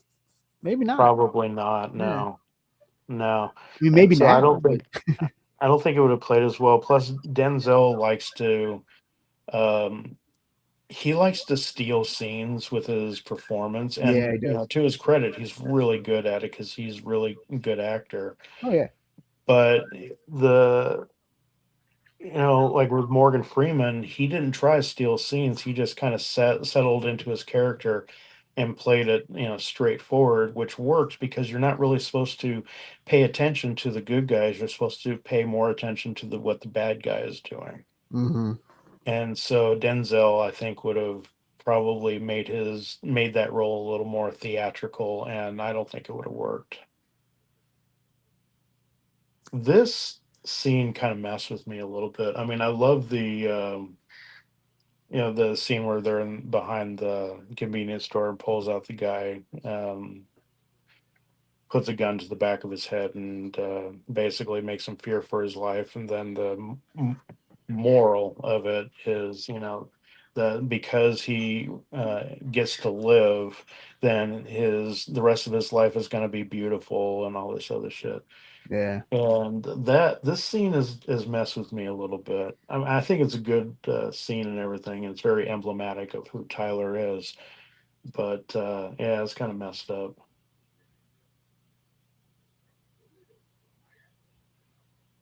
He's hitting him on the head. Yeah, that's other shit. Yeah. Let's see, Tom. Hey, Tom, how's it going? Tom is not a David Fincher fan. There you go. Right Uh, on. he says he's overrated, but not as overrated as M. Night Shyamalan. Well, that is one thing I will agree with that comment. Yeah, I'm not a fan of M. Night Shyamalan. He's, in my opinion, he's only done one good movie, and that's it. And it was Bless The his heart, he Happening. tried though. Let's see. Black Phone 2 disappointed. It was cool, but could have been great. I haven't seen it yet. I did like the Oh, first one. The first one was pretty good. yes.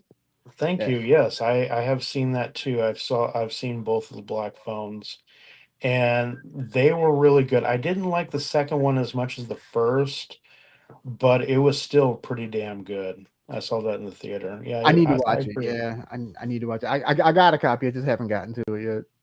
Yeah, it's not bad. The actors pull it off really well. In my opinion, the plot is kind of flimsy, but for the most part, the actors pull it off really well. Mm. Yeah, so I like that movie. It wasn't too bad. And then Cal says Doctor Sleep was amazing. I haven't watched that yet either.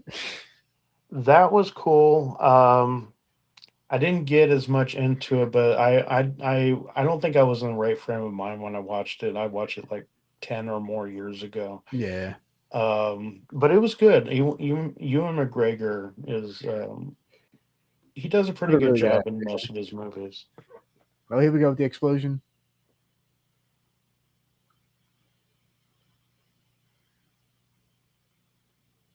You're not your job. And ran it through a Mickey Mouse filter, and it was funny as shit. I Mhm. don't think I have the video anymore, but it has him doing this quote and laughing like Mickey Mouse, and oh my god, it was funny Oh, as that's hell. funny. If I find it again, I'll show it to you. Yeah, But send yeah, it. I advise anybody out there to take scenes like this and throw them through like a high pitch filter or Mickey Mouse filter, and it just makes it hilarious. Indeed, indeed. See, he says Abigail was fire. Yes, indeed. Yes, indeed. Renfield wasn't bad. I liked Renfield. I thought it was goofy, but it was fun. I thought it was. Renfield, I liked Renfield. Yeah, I thought I it was thought it was pretty fun. good. I Also, liked like the last voyage of the Demeter. I thought was pretty good too. the what was that one? The last voyage of the Demeter, which is like the the Dracula part, like on the ship. Yeah, I don't think I watched that. I don't think I've seen that yet. It's a little slow, but it's a good story. It's a good thing. That's kind of like 1800s type movie or whatever. Yeah, yeah, A period piece, yeah. basically. Mhm. Yeah, okay. Yeah, I don't think I've seen that. Let me turn on my overhead light here. It's starting to get dark over here in Cali. There you go. Let's see. Tom says, maybe I don't like his stories. Seven and Zodiac I like, but not this story. And Panic Room was a stupid idea. There you go. I agree with you there. Panic Room was not great. I liked Jodie Foster in it, though I think a better actor would have been better in that. Yeah, some I movies are just could, miscast. yeah, I did not like Jared Leto in it, but then again, I don't really like Jared Leto. Um, So I mean, yeah, Panic Room wasn't that great. I did like Zodiac. Zodiac is awesome, even though they got a lot of stuff in that wrong. But it was still a really great movie. All the actors were it was cast really well. Seven, I love Seven, of course. Like I've said. Yeah. There's not a lot of David Fincher movies that I don't like, but like Panic Room, for example, is definitely one. And I liked Benjamin Button, but if I had to choose between that and Fight Club or Seven, I'd pick them instead of. But he Oh did yeah. a pretty admirable job with that. I just wish they hadn't done the CGI stuff on Brad Pitt's face because it just looked really. It took me out of the moment. Yeah. Yeah. But for I the can see most part, that. it wasn't too bad. I can definitely see that. He said Fallen was a great movie. I haven't seen Fallen either. Oh, Did and David by the Fincher way, do that Denzel one? was offered the Brad Pitt role in Seven. Wait, what now? He says Denzel was actually offered the Brad Pitt role. Oh, really? Oh, Yeah, then that that would okay. have definitely sucked. That I mean, Denzel, like I would said, have been a good actor. completely different. Yeah, that would have been completely different. Yeah, I don't think it would have gone as well. I mean, I would love to check out a version of it with him in it just to see, but I don't think it would have played as well. Yeah, I think it would have been a different vibe, But honestly. then again, I didn't really like Brad Pitt in that role either. I mean, I think he did a good job, but I don't know, it just didn't seem like him, Yeah. his type of stuff. Still love the movie, but it's just Morgan Freeman was probably my favorite in that one. Him and the captain, the guy who Oh yeah, he was the drill sergeant in Full Metal Jacket. yeah. I love Arlie that. Ermy. Yeah, Ermy, yeah, yeah. I love that guy. I actually got to meet him at a Oh, car really? show I years heard he's ago, really cool. like 20 years. Or He was the was, nicest dude ever. He was yeah. awesome. He was super cool. He I would have like loved to have met him. he I remember like the people in front of us like they like called their friend or something and he like shoot him out over the phone. It was great. It was hilarious. Oh my god, I would have loved that. Yeah, it was good. It was good.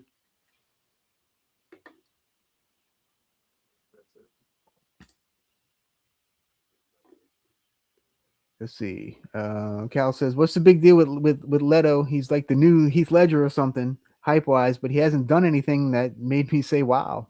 Yeah, Well, that's going to come down to an opinion. I'm not. I've never really been a fan of Jared Leto. I've always found him to be kind of pretentious. But he's kind of one of those actors that he's hit and miss for me. Most of the stuff he's done, I haven't really liked. His role in Fight Club, I thought was pretty good. Um, but I can't really remember a whole lot of his stuff, especially Morbius. oh yeah, yeah, That movie sucked. yeah, yeah. That Um, was pretty terrible. but yeah, I haven't really gotten into a lot of his stuff. I don't think he's got a broad range in acting, but again, I've only seen him act in a few movies. Last one I saw him act in was Tron, and that movie sucked. That's what I've heard. I'm hesitant to even try to watch it. I just wish they would stop rebooting Tron. I mean, I get why they're doing it, and it's more for money than and nostalgia than anything else. But I mean, the first Tron movie, even though it was like very dated, very 80s, is probably the best one because it wasn't trying to market to anybody. It was, well, it kind of was because it was based. Wait, now that I think about it, was that based on a video game or was the video game based on it? I I think the movie came first. I think you're right. I think the movie came I first. I think you're right. Yeah. So they weren't trying to market towards people the way they try to do it now. They weren't trying to go for any kind of merchandising or consumerism, that kind of approach. They just kind of made a movie that was very different than anything going on at the time. Yeah. And now they just try to take the old formula, throw in a few nostalgia things like bringing in Jeff Bridges and stuff, and the rest of it they're just trying to market stuff for like video games and merchandise and all that, and a lot of times I'm guessing they did this with the movie as well. A lot of times in Hollywood they'll bring out a new version of something, not because they think it's a good idea, but because they sign contracts with for intellectual property type stuff, and usually the contract will state that if they haven't made a movie within a certain period of time, then the rights revert back to the Hmm. owner or whatever, or Yeah. the original person. And so, like, you'll see reboots of Snow White and Peter Pan and Yeah, uh, that's literally just to save their copyright, basically. yeah, Like yeah, that's they, all it is. they don't give a shit. Like they don't, you know. Yeah, and Robin Hood and all that stuff. Yeah, they don't really care at this point. They yeah, every no. Oh, come on, baby. My cat jumps up on my lap here. Come on, sweetie. Oh, yeah. Come join us, kitty. Yep. Here's my baby. This is Oh, Delilah. Hello, And maybe Delilah. not. Here you go. All right. Sorry for moving you around so much. Yeah, she's a lap kitty. She's a daddy's girl, and so any chance Nice. she gets, she tries to jump in my lap. Yeah, they that's why a lot of times I've not seen a reboot of anything classic wise that's been good. Yes, Snow White, Robin Hood. God, I keep saying those, but I can't think of any others. But they do it all just so they can't so they don't lose their rights, which I think in my point of view is kind of robs the actors of a good opportunity because they just put together a shitty script, they do shitty editing, and they try to throw a bunch of CGI at everybody to wow them so they Hmm. can ignore the crappy plot. Yeah. And it's I really wish they wouldn't do it, but that's practice that's been going on for God knows how long, way before Freaking I was ever. in school. Yeah. Yeah. Oh, here we go. The bathroom scene. All right, let's see. Let's see. Cal says, "Watch Fallen." Denzel and John Goodman. I love John Goodman too. Yeah, they're Oh so yeah, good. he's great. I love Yeah, John Goodman. yeah. John He's Goodman's awesome. awesome. Yeah, Fallen is a good movie. I, Really good. I'm. It's on my list, Cal. Don't worry, it's on my list. All right, let's see. Haven't seen any role Leto has done that I liked. I do think his Joker would have been better if not edited to hell. Maybe I don't know. I found him annoying personally as a Joker. I kind of did too, but what they're saying is true. He says that he filmed like a lot of different scenes that didn't end up in the movie, and he was really pissed off about it.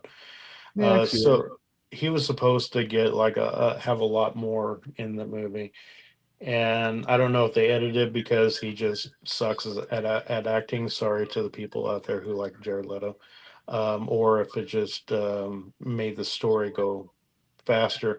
But that Suicide Squad movie, it wasn't really that good. I mean, in my opinion, it was good in some parts. I mean, I loved a lot of the characters on there, especially Peacemaker.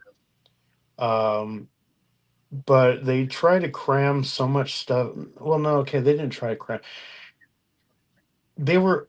It almost seemed like they were trying to give everybody equal screen time for close-ups and all this other Mm, stuff, and hmm. they skipped a lot of other stuff, especially like the one character in there that died like really quick. He was the Native American character, and he ended up dying within like 5 minutes in the movie or something like that, or he disappeared. I can't remember. But I kept wondering, okay, well, what about that character? That guy seemed really interesting. Why didn't they expand on him? And it just seemed like they cut out so much that to me, it kind of fell flat. And I loved what's her name? God, I can't remember her name. Who played Harley Quinn? She's great as Harley Quinn. Margot, yeah, Margot Robbie, yeah. Yeah, and I loved the Suicide Squad, the sequel. I hate it when they stick a "the" at the beginning and try to make that a sequel. It Oh drives me yeah, nuts. yeah. Well, the one that really pisses me off is the same name, like Scream and Halloween, and I'm like, no, don't call it the same freaking name. That's Oh, insane. you mean like Yeah. Halloween 1, Halloween 2, like But no, that? no, no, And no, no, like Halloween '78 and Halloween 2018 and oh, like yeah. Halloween H2O.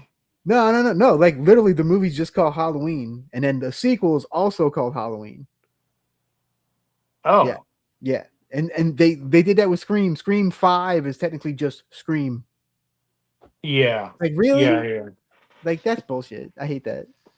I liked the first Scream and I think the second. I can't remember if I saw the second, but after that, I know a lot of people are going to be pissed at that because they're at this because I know there's a lot of Scream fans out there. But after that, it just seemed more like a money grab, and I lost interest because it's the a lot of the plots are basically the same, Yeah, and it's literally the same movie. I'm 100% with you on that, and yeah, a lot of people give me shit for it, but I don't care. Yeah, the first one great. Second one is passable. After that, just no, just no. The lot, and I'm probably not thinking of anything more recent, but the last attempt I saw at a new type of slasher was that what is that? Something Valentine's Day massacre or whatever. The guy who's in the mine shaft Yeah, with yeah, a yeah. pickaxe killing people. I don't remember if I saw that in the theater or not, but I thought it was incredibly boring and incredibly predictable. And that's one of the reasons why I don't really like slashers anymore. Maybe the old stuff like Nightmare on Elm Street and all that, but it's all kind of the same as they mainstream it so much, trying to get as wide of an audience as possible, and they try to make it as PG so they can bring in like the 15, 16, 17 year olds. Mm-hmm. But a horror movie, especially a slasher, should be rated R. They need to have the gore. They need to have the scary stuff, not the almost scary stuff, almost gory. I mean, if you're not going to go all out, then what's the point? Yeah, yeah. I totally get that. Let's see. Tom says he watched Last Voyage of the Demeter twice. He loved it. Hollywood, please make more movies like this. I agree. I Which movie? the one with the Dracula ship. Oh, yeah. It's Yeah, I a, still, the third one. the more we talk about it, the more I want to see it now.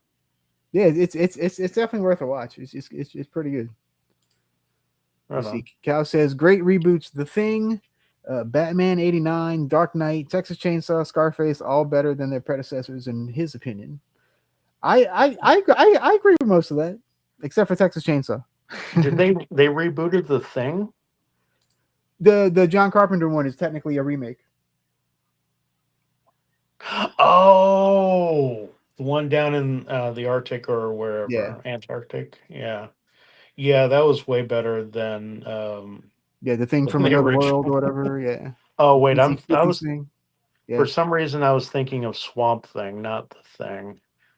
the I was Swamp like, Thing. So they redid that as a show, but yeah, oh, not did they? a movie. I Oh I wow. I haven't watched the show. I don't know how good the show was, but Hmm. Yeah. Yeah, I'd forgotten about yeah, and what you were saying the thing. Yeah, the old version. My parents watched that back when they had laser discs that were like this freaking big.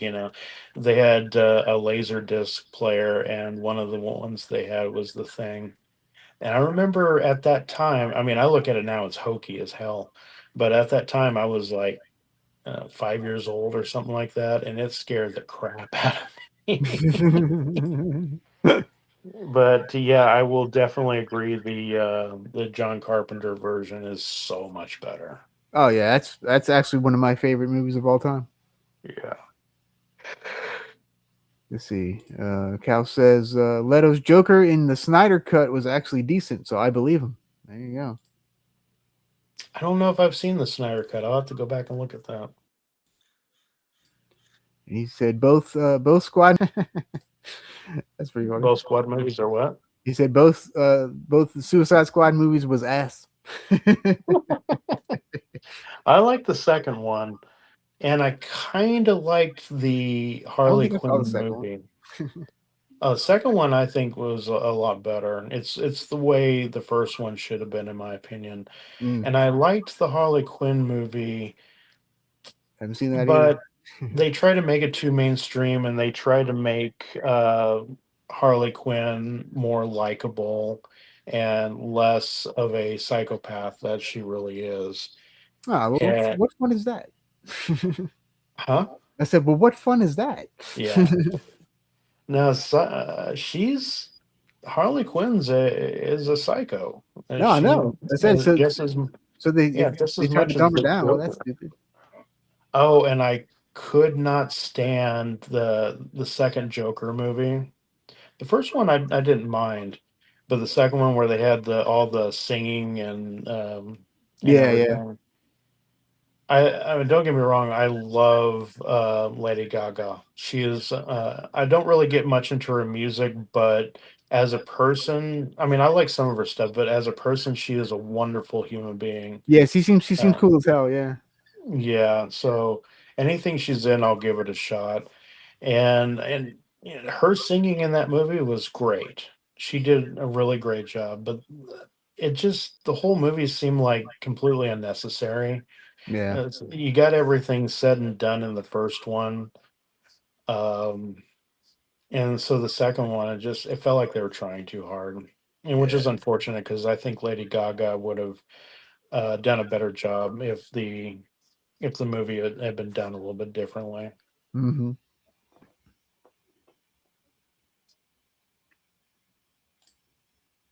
Oh, Yeah. so now he's starting with mayhem is a bigger thing.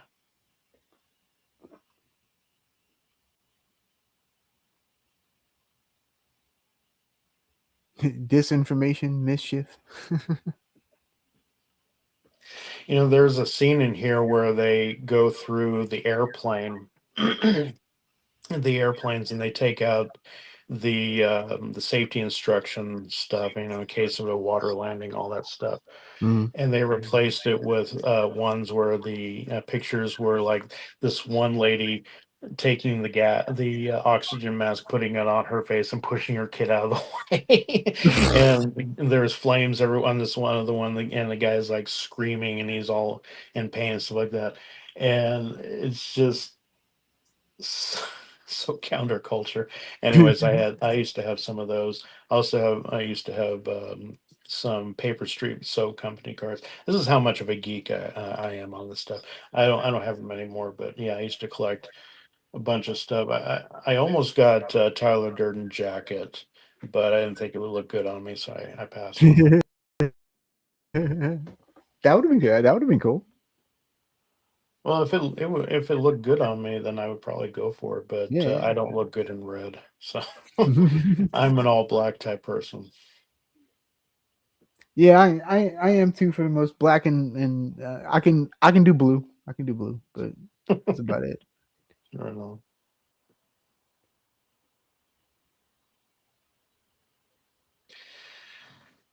Is this? Yeah. Oh, Bob. This is the scene where where Bob.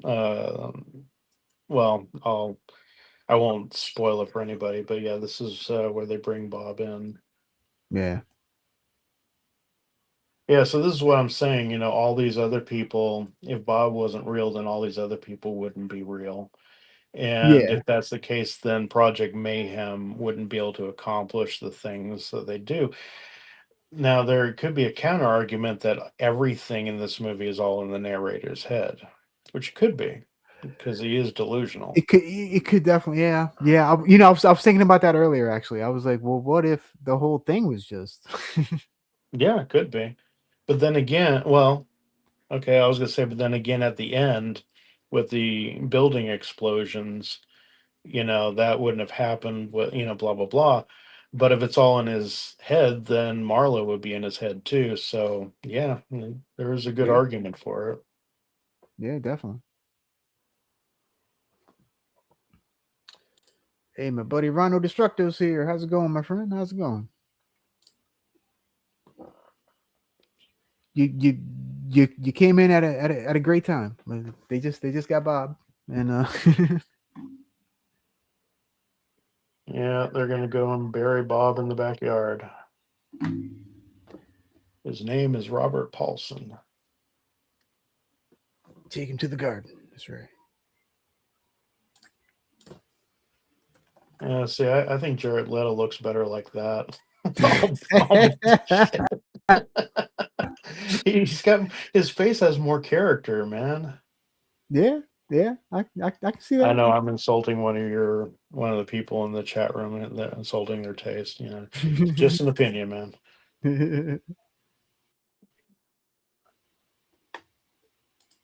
Name.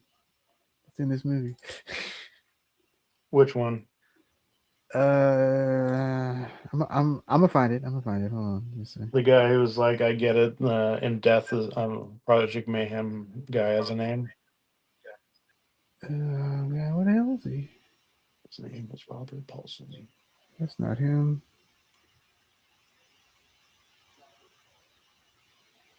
Yeah, I've seen him in other stuff too. I can't think of any though. He's a Yeah, pretty he's good he's actor. he's he's he's he's real good. I'm trying to find. And see, none of these names are like.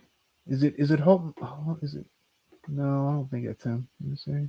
Yeah, that's him. Okay, Holt McCallany. What's his name? Holt? Holt is his first name. Yeah, Holt McCallany. Hmm. I don't know. Yeah, I haven't seen him in a lot of movies, but what I have seen, he's pretty good. Yeah, I'm gonna have to delve more into his stuff. Yeah, Let's see. Fight Club is fantastic indeed. That's why we're watching it, man. my all-time favorite movie.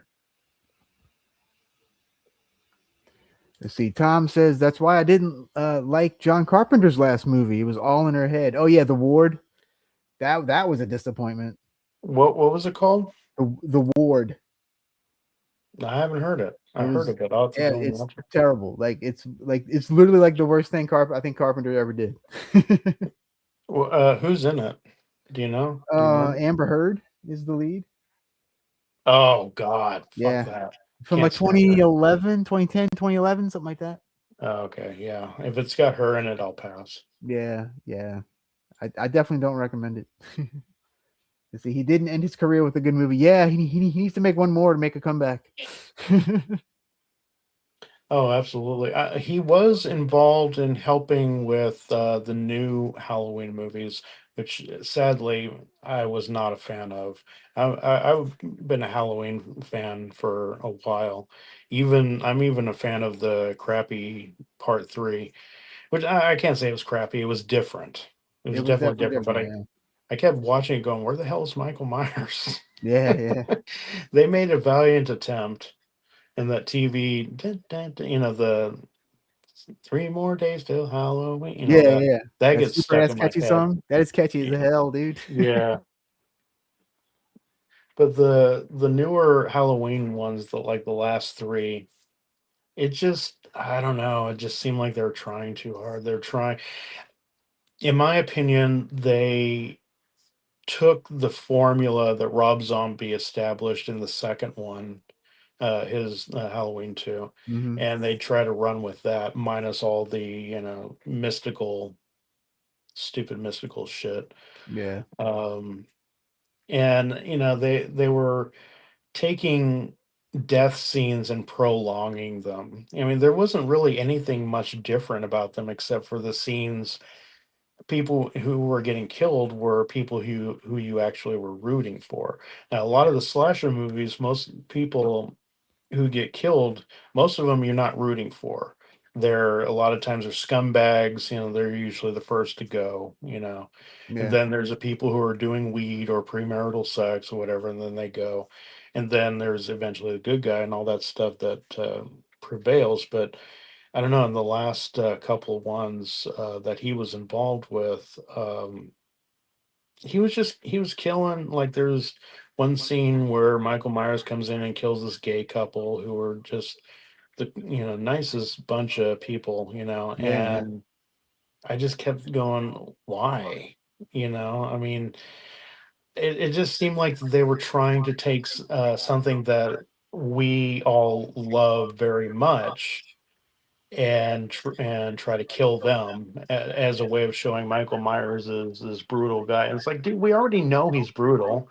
We already know right, he's gonna. right. It kind of goes back to the trope in horror movies where they kill the dog or they kill the Mhm. cat or whatever, just to show that the bad guy is a real bad guy. I'm like, dude, we already know that. Yeah, Leave the dog alone. right. Exactly. I'm Yeah, always I hate when they do that shit. It's like, come on, man. Whenever I see a pet, a family pet in a horror movie, I groan. I'm like, oh God, I know they're gonna kill the family pet. And then if they don't, and if the end of the movie the dog lives, I'm like, hell yeah. Yeah. I'm rooting for the dog more than anyone else. Yep. Yep.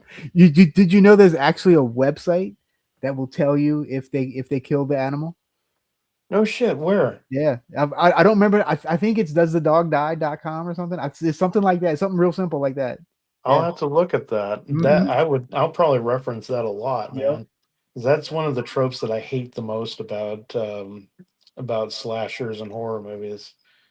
It's not only is it well, I've got a deep affinity for animals. I love animals more than most people, but Agreed. Agreed. but so that I'm like really sensitive to that kind of stuff. But also, it's just it's been played out so much, and it's always very predictable. You know what's going to happen, so Yeah. why throw it in there? Why? I don't know. As if I were to be a filmmaker, which I don't have the attention span for, so anybody who makes a film is going to do better than me. But in my opinion, if I were making a film, I would want to keep people guessing and not just run with a trope and uh, throw out a horror movie. Hmm. That's just too easy. I would want to put a lot more thought into it. That's why I like the like I was saying, the horror movies that where the dog lives at the end. That's a horror movie that keeps you guessing because you kind of keep waiting for it to happen and it doesn't happen. So Yeah. Yeah. Hell yeah, dude. Let me see. Let me see. I'm trying to find what it is for you. Yeah, it's does the dog die.com. Yeah. all right, I'm gonna go look that up after the Yeah. interview. There That's you awesome. go. Let's see. And then Ryan saying Carpenter just takes a check from for most new things. Him and his son did help do new soundtrack stuff though. That was pretty yeah. John Carpenter's been doing a bunch of music lately and his music's actually pretty damn good. Oh yeah, oh Yeah. yeah. We did a cover of the Halloween theme song in Oh, that's right. Yes, y'all Psycholand. sure did. Yeah. Yeah, it's he does music. He's phenomenal as a musician. And I do agree. It seems like a lot of his newer stuff is just kind of meh. And I miss the days when he was doing Halloween and The Thing and stuff like that. There was less CGI back. Well, I don't think there's hardly any CGI back then, and so it was done with a lot of practical effects. And that stuff usually, if it's done right, usually comes across on the screen a lot better than CGI does. Oh yeah. Definitely. Definitely. Let's see. Tom says, yes, I like his soundtracks. In 2011, he toured and came to Belgium. Oh, that's cool. Did you go see Oh, him? right on. Did you go see him, man? That's pretty cool. Yeah, if he ever comes anywhere near me, I'm definitely going. Absolutely. There was a concert that Danny Elfman put on a couple of years ago. I wish I could have gone to see. It's like they basically played all the movies that he did music for, Mm, and during the scenes where his music came in, he'd have a live orchestra playing the music instead of on the movie. And nice. I would have loved to have seen that. Yeah, that would have been cool. I'm also a big fan of Oingo Boingo. Dead Man's Party, love Hell that yeah, song. dude. Danny Elfman is peak right there, baby. Yeah, I was listening to that stuff. I first heard Dead Man's Party on that movie. I think it was called Back to School, had Back to Rodney school, Rod Dangerfield. Dangerfield. Yes, indeed. And I heard the song, and I'm like, this is badass. Of course, I had, the line Dead Man's Party. And so anything involving death and horror and all that, I was like, yeah, hell yeah. I think I was like 12 or 13, maybe. And so, yeah, I got turned on to Oingo Boingo before he started doing soundtracks. Yeah. In fact, when I found out he did the soundtrack for Batman, I was like, "Really? Oingo Boingo guy? Huh, okay." Yeah. And yeah, he's a wonderful. And then I also found out he did the theme song for The Simpsons, which yeah, Yeah. Yeah. Yeah.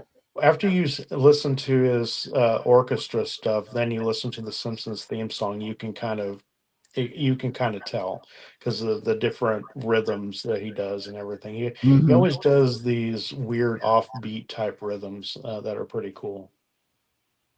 Yeah, I want to say his first soundtrack, like Oh, the purposeful waiter, soundtrack, was the he was waiter Big in this Adventure. scene, the restaurant scene, the waiter, sorry to cut you off. The waiter in Yeah. that scene, that's the lead singer of Live, the I was about band to say, is Live. that Ed Kowalczyk? Yeah, Yeah. that's exactly, yeah. Okay. Yeah. Sorry to cut you off. What were you saying? No, you good.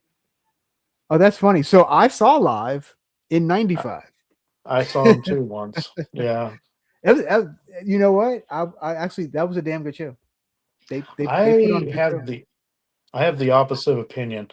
Oh. Um, well, I was front stage, front row. Um, and I expected to see something better, but what I think happened there, the stage was huge. They didn't have anything else on the stage except for them playing. And it seemed like one of those situations where there's just too much room. Mm, And they didn't, at least during our show, I don't know if they did this or not for yours, but they didn't move around a lot. They just kind of stood there and played. And I can't stand, if I'm going to see a show, I want people moving around. I want theatrics. I want yeah. something instead of just standing there and playing. And Yeah. so to me, it was kind of, you know, Mm, but maybe they interesting. were just having an off day. Yeah, it's You very know, possible. Yeah. the artist that came before them was The Clash and oh god, what's his name in the Alice in Chains? So The we other, probably saw them on the same tour because I saw him, yeah, with Big Audio Dynamite, which is the dude from the Clash, yeah, Big and Audio Dynamite. That's what it yeah, and was. somebody else. I can't remember who the other person was, but yeah, that's probably the same tour. Yeah, it was. God, I cannot remember. Jerry Cantrell. It was his thing. Like solo thing. Okay, oh, that's cool. Yeah, it wasn't too bad. I think he was. I think he's better in Alice in Chains, but mostly because Lane Staley is just he's got that phenomenal voice. Oh yeah, Wish he hadn't died. I know. Same. But yeah, he doesn't do too bad. I didn't mind watching him. That's cool. Oh, I like them a little bit better than I did live, which is kind of sad because I liked up until I saw the concert, I liked live, and even after the concert, I didn't dislike them. It just they kind of faded away from me. Mm. They got some pretty cool songs. I yeah, I always used to joke. I was always like, I saw live. Yeah, Yeah, me too. yeah. Yeah, my joke was I saw that band live. Which band? Live. Yes, but which? It's kind of like who's on Right, first. yeah. Who's on first? Yeah. Let's see. Oh Ryan, yeah, when yeah. sorry, go ahead. No, go ahead. I was gonna say when Marla goes into the bus station. Actually, this line that's coming up where she goes, "Tyler, you're the worst thing that's ever happened to me." That was one of the things that inspired "You're the Worst." It was written about somebody that I knew in my past, but yeah, Oh, that okay. line "You're the worst thing that ever happened Uh to me" huh. it appears in that song "You're the Worst." It was inspired by that line in Fight Club. Nice. All right, there you go. See, little secrets you can only learn here. That's right. And the music video for Gaslight. I tried to make it as the movie Seven. I tried to make it as oriented to Seven as possible, as gritty as that movie is. Mm-hmm. So a lot of that was inspired by the movie Seven. I can. I now that you told me that, I can see it. Yeah. Yeah.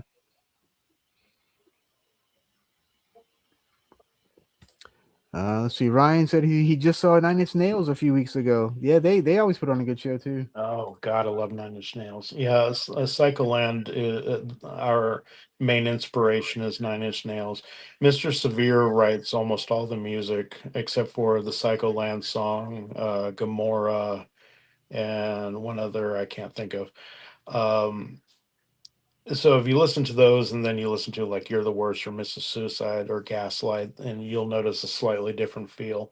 Mm-hmm. Uh, Mr. Severe writes a lot of the music, and he is obsessed with Nine Inch Nails.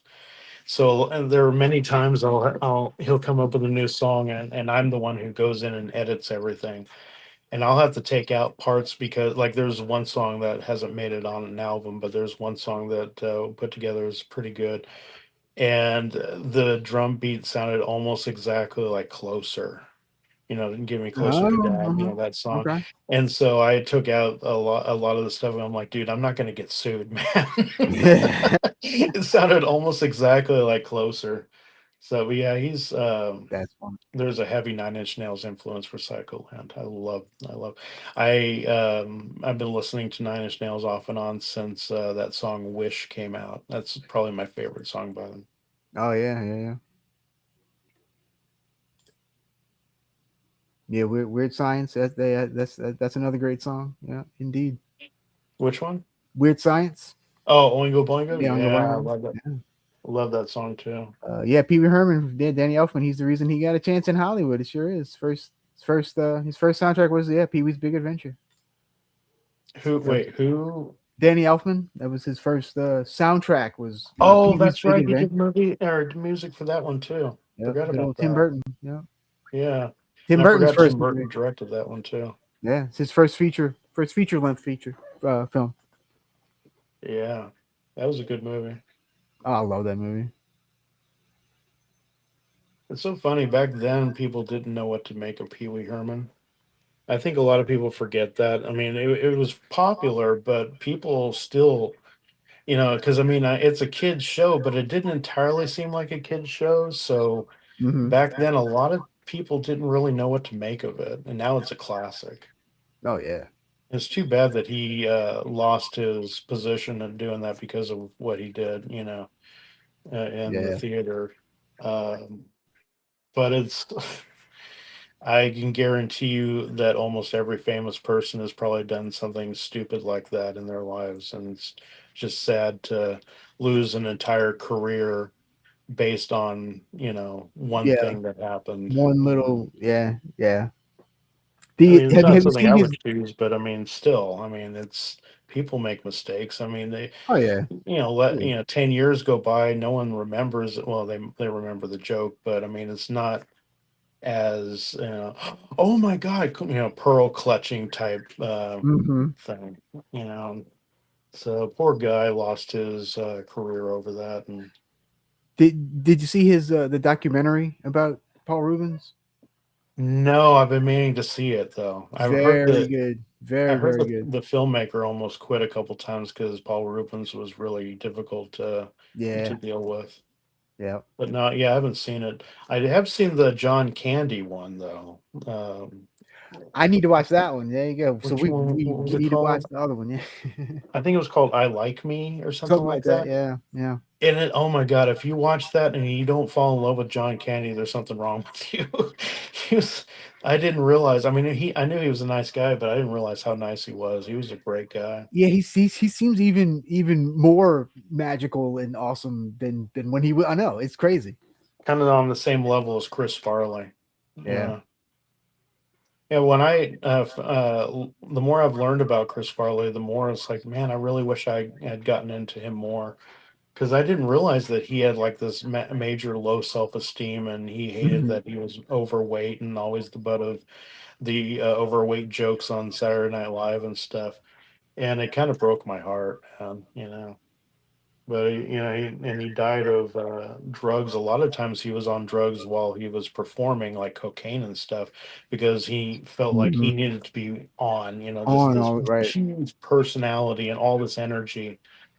And it kind of sucks that you have to do shit like that just to get a great performance, just to please an audience. Hmm. It breaks my heart, man.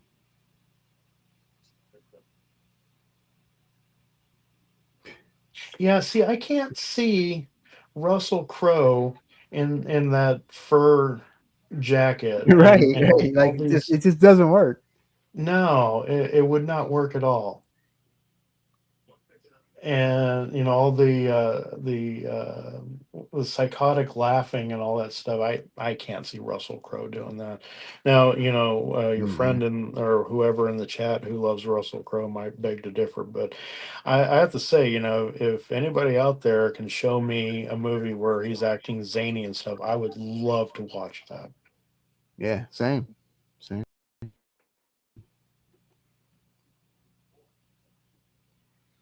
All right. I'm getting a couple comments on my Ozzy shirt. He said, "Isn't that Uh, tomorrow a fantastic?" I freaking love Ozzy, dude. Ozzy was just the man. oh yeah, absolutely legendary. And yeah, I heard he. Ozfest is supposed to be coming back next year. I know they're doing one in England, and then they're gonna do one over here in the States too. I think. Are they going to get another singer for Ozzy, or are they just gonna? Well, I guess it wouldn't be the Ozzy band without Ozzy.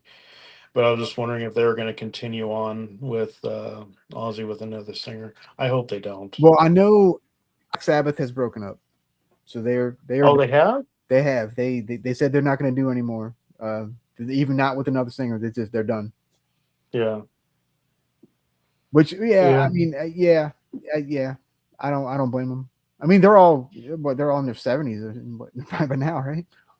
Yeah, Anyway, it's so I mean you know I don't really like when bands keep going without the lead singer. It almost always never sounds as good. yeah. But I will say that there is one band that has pulled it off fabulously, and that's Static X. They brought in another singer. They didn't tell you who the singer was. He's from another famous band. I think it's the singer from Dope, but I'm not 100% sure. And he had this robotic mask on that was sort of similar to the way Wayne Static looked, but they Mm, had the iconic hair going the up. hair, yeah, huh? And I was really skeptical about it, but I saw them live, and oh my God, it was good. I wish I had seen them live when Wayne had been was alive, Mm-hmm. but it was probably the best, the closest thing you'll ever get to a Static X show. It was just freaking amazing. That's So cool. it can be done, but most of the time, whenever bands bring in another singer, it's just like, what's the point, man?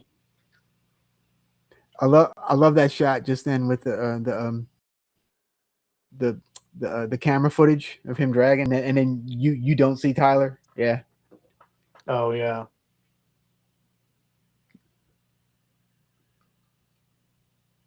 but he's still getting dragged. It's kind of cool looking.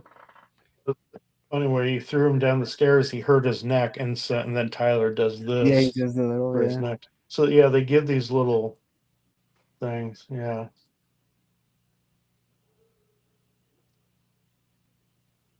still can't think of anything. You want to say a few words to mark the occasion?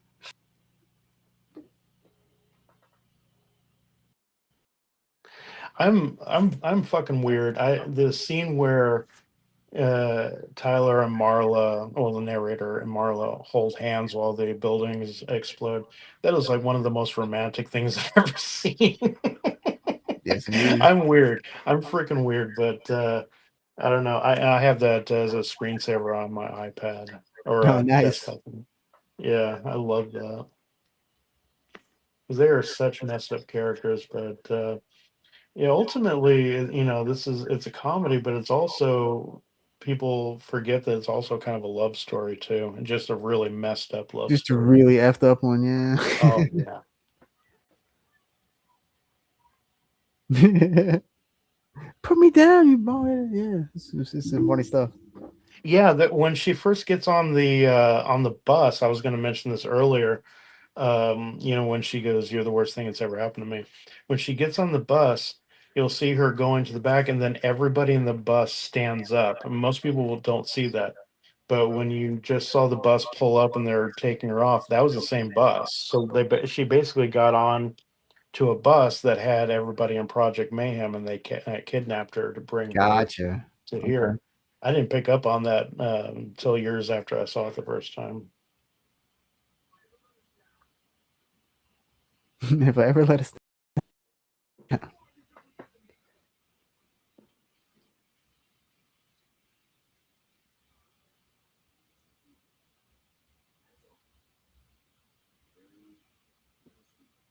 The scene where he shoots himself.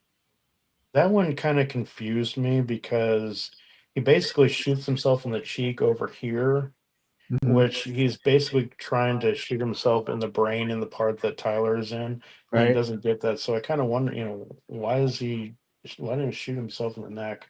And how did that make Tyler go away? That part's always confused me.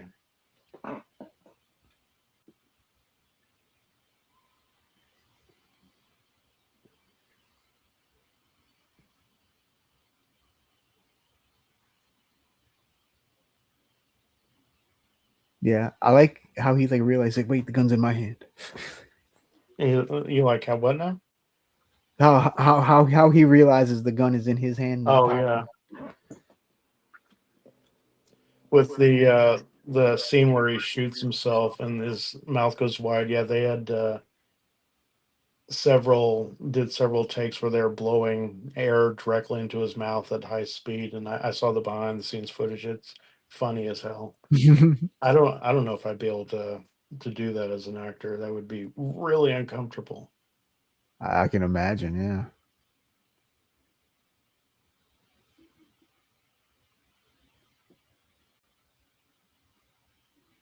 it's just such an intense part. Yeah, it's another thing that I loved about this movie was when I was in the theaters, I couldn't predict hardly anything that was going to happen. I did not Mhm. expect him to shoot himself like that. Oh, That is just, you never see that in movies these days. no, definitely not.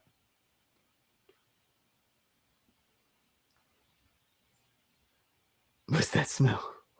I understand the thing in the back of his head symbolizing that he shot himself in the back of the head, but he didn't. He shot himself in the throat. So yeah, that part has always confused me. Yeah, that is a little weird. Yeah. But maybe it was just like a sort of a symbol. I don't know. Maybe like it's just Yeah. you know what I Yeah, mean? it's probably Yeah. symbolic.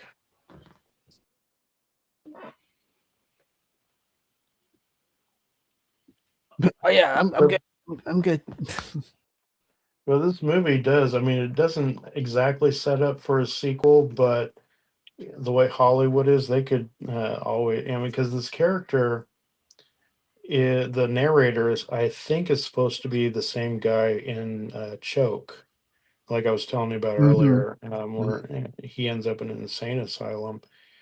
And I think, well, the narrator is basically Tyler Durden. So, yeah, I think the character in that is also supposed to be Tyler Durden. So it's a sort of a prequel, I guess. Okay.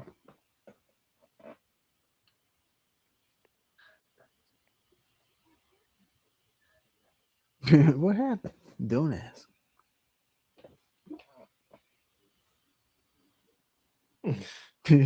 One tough motherfucker. It's such a weird love movie, a love story.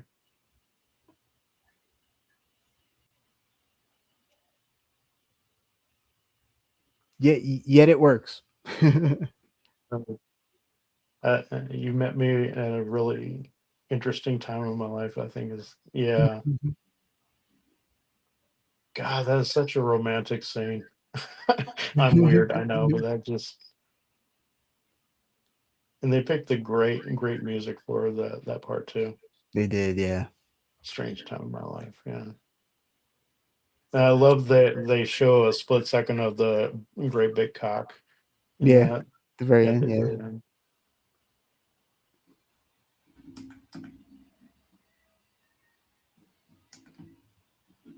Yeah. So when I hear this song, I think of two things. I think this and there's a wrestler's an entrance theme, so I think of him too. Oh, the which wrestler was that? Orange Cassidy is his Orange name. Cassidy. Yeah, I don't follow a lot of wrestling, so some of these names I probably don't know. Well, what was his shtick? His shtick is that he's one of those like too cool for school, doesn't care about anything, Hmm. and like he'll like kick you, but like he'll like barely touch you, kind of thing. It's sort of a comedy thing, Oh, okay. but he actually is a good wrestler. He can actually wrestle too. So like Yeah. so like when he starts getting going, he does like really cool stuff. So he doesn't take himself too seriously. No, no, not at Oh, all. okay. That's good. Yeah, I've seen some wrestlers who are just so into their persona that they're douchebags. Oh So yeah, I'm glad he's not one of those. no, he actually seems like a pretty cool dude in real life. Let's see. Tom says, "Time after time, desire, zombie stump." Yes, yeah, all good stuff, man. That's all from the No More Tears, I think. Oh, Ozzy, yeah. Yeah. Let's see. A complete tour in the states. Ozzy and Sabbath are done. Yeah. Let's see. Other bands can do Ozfest though, and just honor Ozzy and metal. Absolutely, absolutely. Oh I'm yeah. actually interested to see the lineups for Ozfest because if Oh, it's I'm sure good, they're going to be great. oh yeah, I'm sure it's going to be stellar. I'm sure. Yeah, I've heard Ozzy was like a really great guy, and he had so many friends in the industry. So I'm sure that there's going to be plenty of people coming out to commemorate him and stuff. Oh yeah, for sure. Let's see. Static X was the first song announced for the new rock band coming this fall. Rock band stage tour. All right. Okay. So, oh, Static X is. Oh, Yeah. I For can't the remember. so the rock band the guitar game. They're Oh, they still have that going on. yeah. With that I yeah remember they're my. doing like an updated version of it. Yeah. Oh, right on. Yeah, my kids were used to play that all the time. This is like, God, it's been 15 years. Jesus, I'm old. 15 years ago. Yeah. Yeah, something I like didn't that. know Yeah. they still had that going on. That's very cool. Let's see. Tom asked, "What did you think of Gone Girl?" I actually I like Gone Girl. I thought it was a pretty good movie. I don't remember. I've seen it. I'm pretty sure I've seen it. What was it about again? It's Ben Affleck and Rosamund Pike, and like Uh, it's like a whole like relationship thing with like one. It was a murder and all this other stuff. okay. It Yeah. was good. It's a little convoluted, but it was pretty. It was all right. Yeah, I don't think I've seen it. Or no, wait, no, I think I have seen it. It just wasn't very memorable for me. And he said 2 years after the movie, you had the real Gone Girl at Sherry Pepini was just as ruthless as that character. I'm gonna have to look that up. I don't know who Sherry Pepini is. Yeah, right on. Life Sounds imitating art. There you go. And then Rhino says Orange Cassidy is horrible. uh, I like Orange. I'm entertained by him. I don't know. People in wrestling community are very opinionated. They either really love you or they really hate you. It's kind of Yep. no in the middle. Yep. Yes, indeed. Well, dude, I'd like to thanks for coming on and watching Fight Club with me, man. Oh yeah, man, no problem. Thanks for having me on. I always love to take time to to be on your show too, but I always love to take time to watch Fight Club. It's awesome movie. Yes, indeed. So if you haven't seen my interview with Mr. Kain from God, that was probably what about 2 years ago now, maybe I think so, yeah. A something like year or that. two Yeah, ago. go check it out. It's I'll have the link in the description and all that stuff. Go check out Psycholand. Check out Fuzzy Death Machine. All good stuff. If you like, like I said, if you like Nine Inch Nails and Rammstein and stuff like that, definitely check out Psycholand. You'll Yeah, love it. and Fuzzy Death Machine's raunchy comedy and stuff. Very opposite of Psycholand. Yeah, yeah. Which is what I kind of really like that you kind of do both.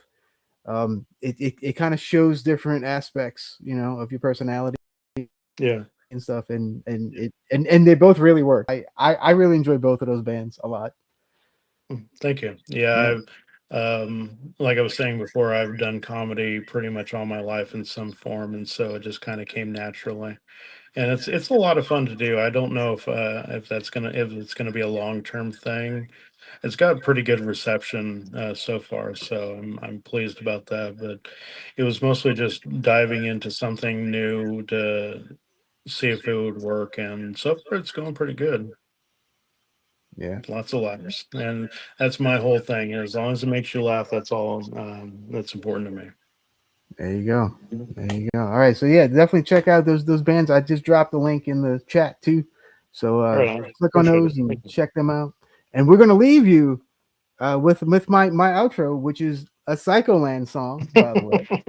I So still love that you're using that. That's great. Thank you. yeah, dude. Yeah, yeah. Thanks so much for letting me use it, dude. I Yeah, love it. That's one of my favorite things about my videos. it is awesome, man. I'm very appreciative. All right, well, stick around for me for a second, and I'll be right back with you. And until next time, All right. adios, Bela Lugosi.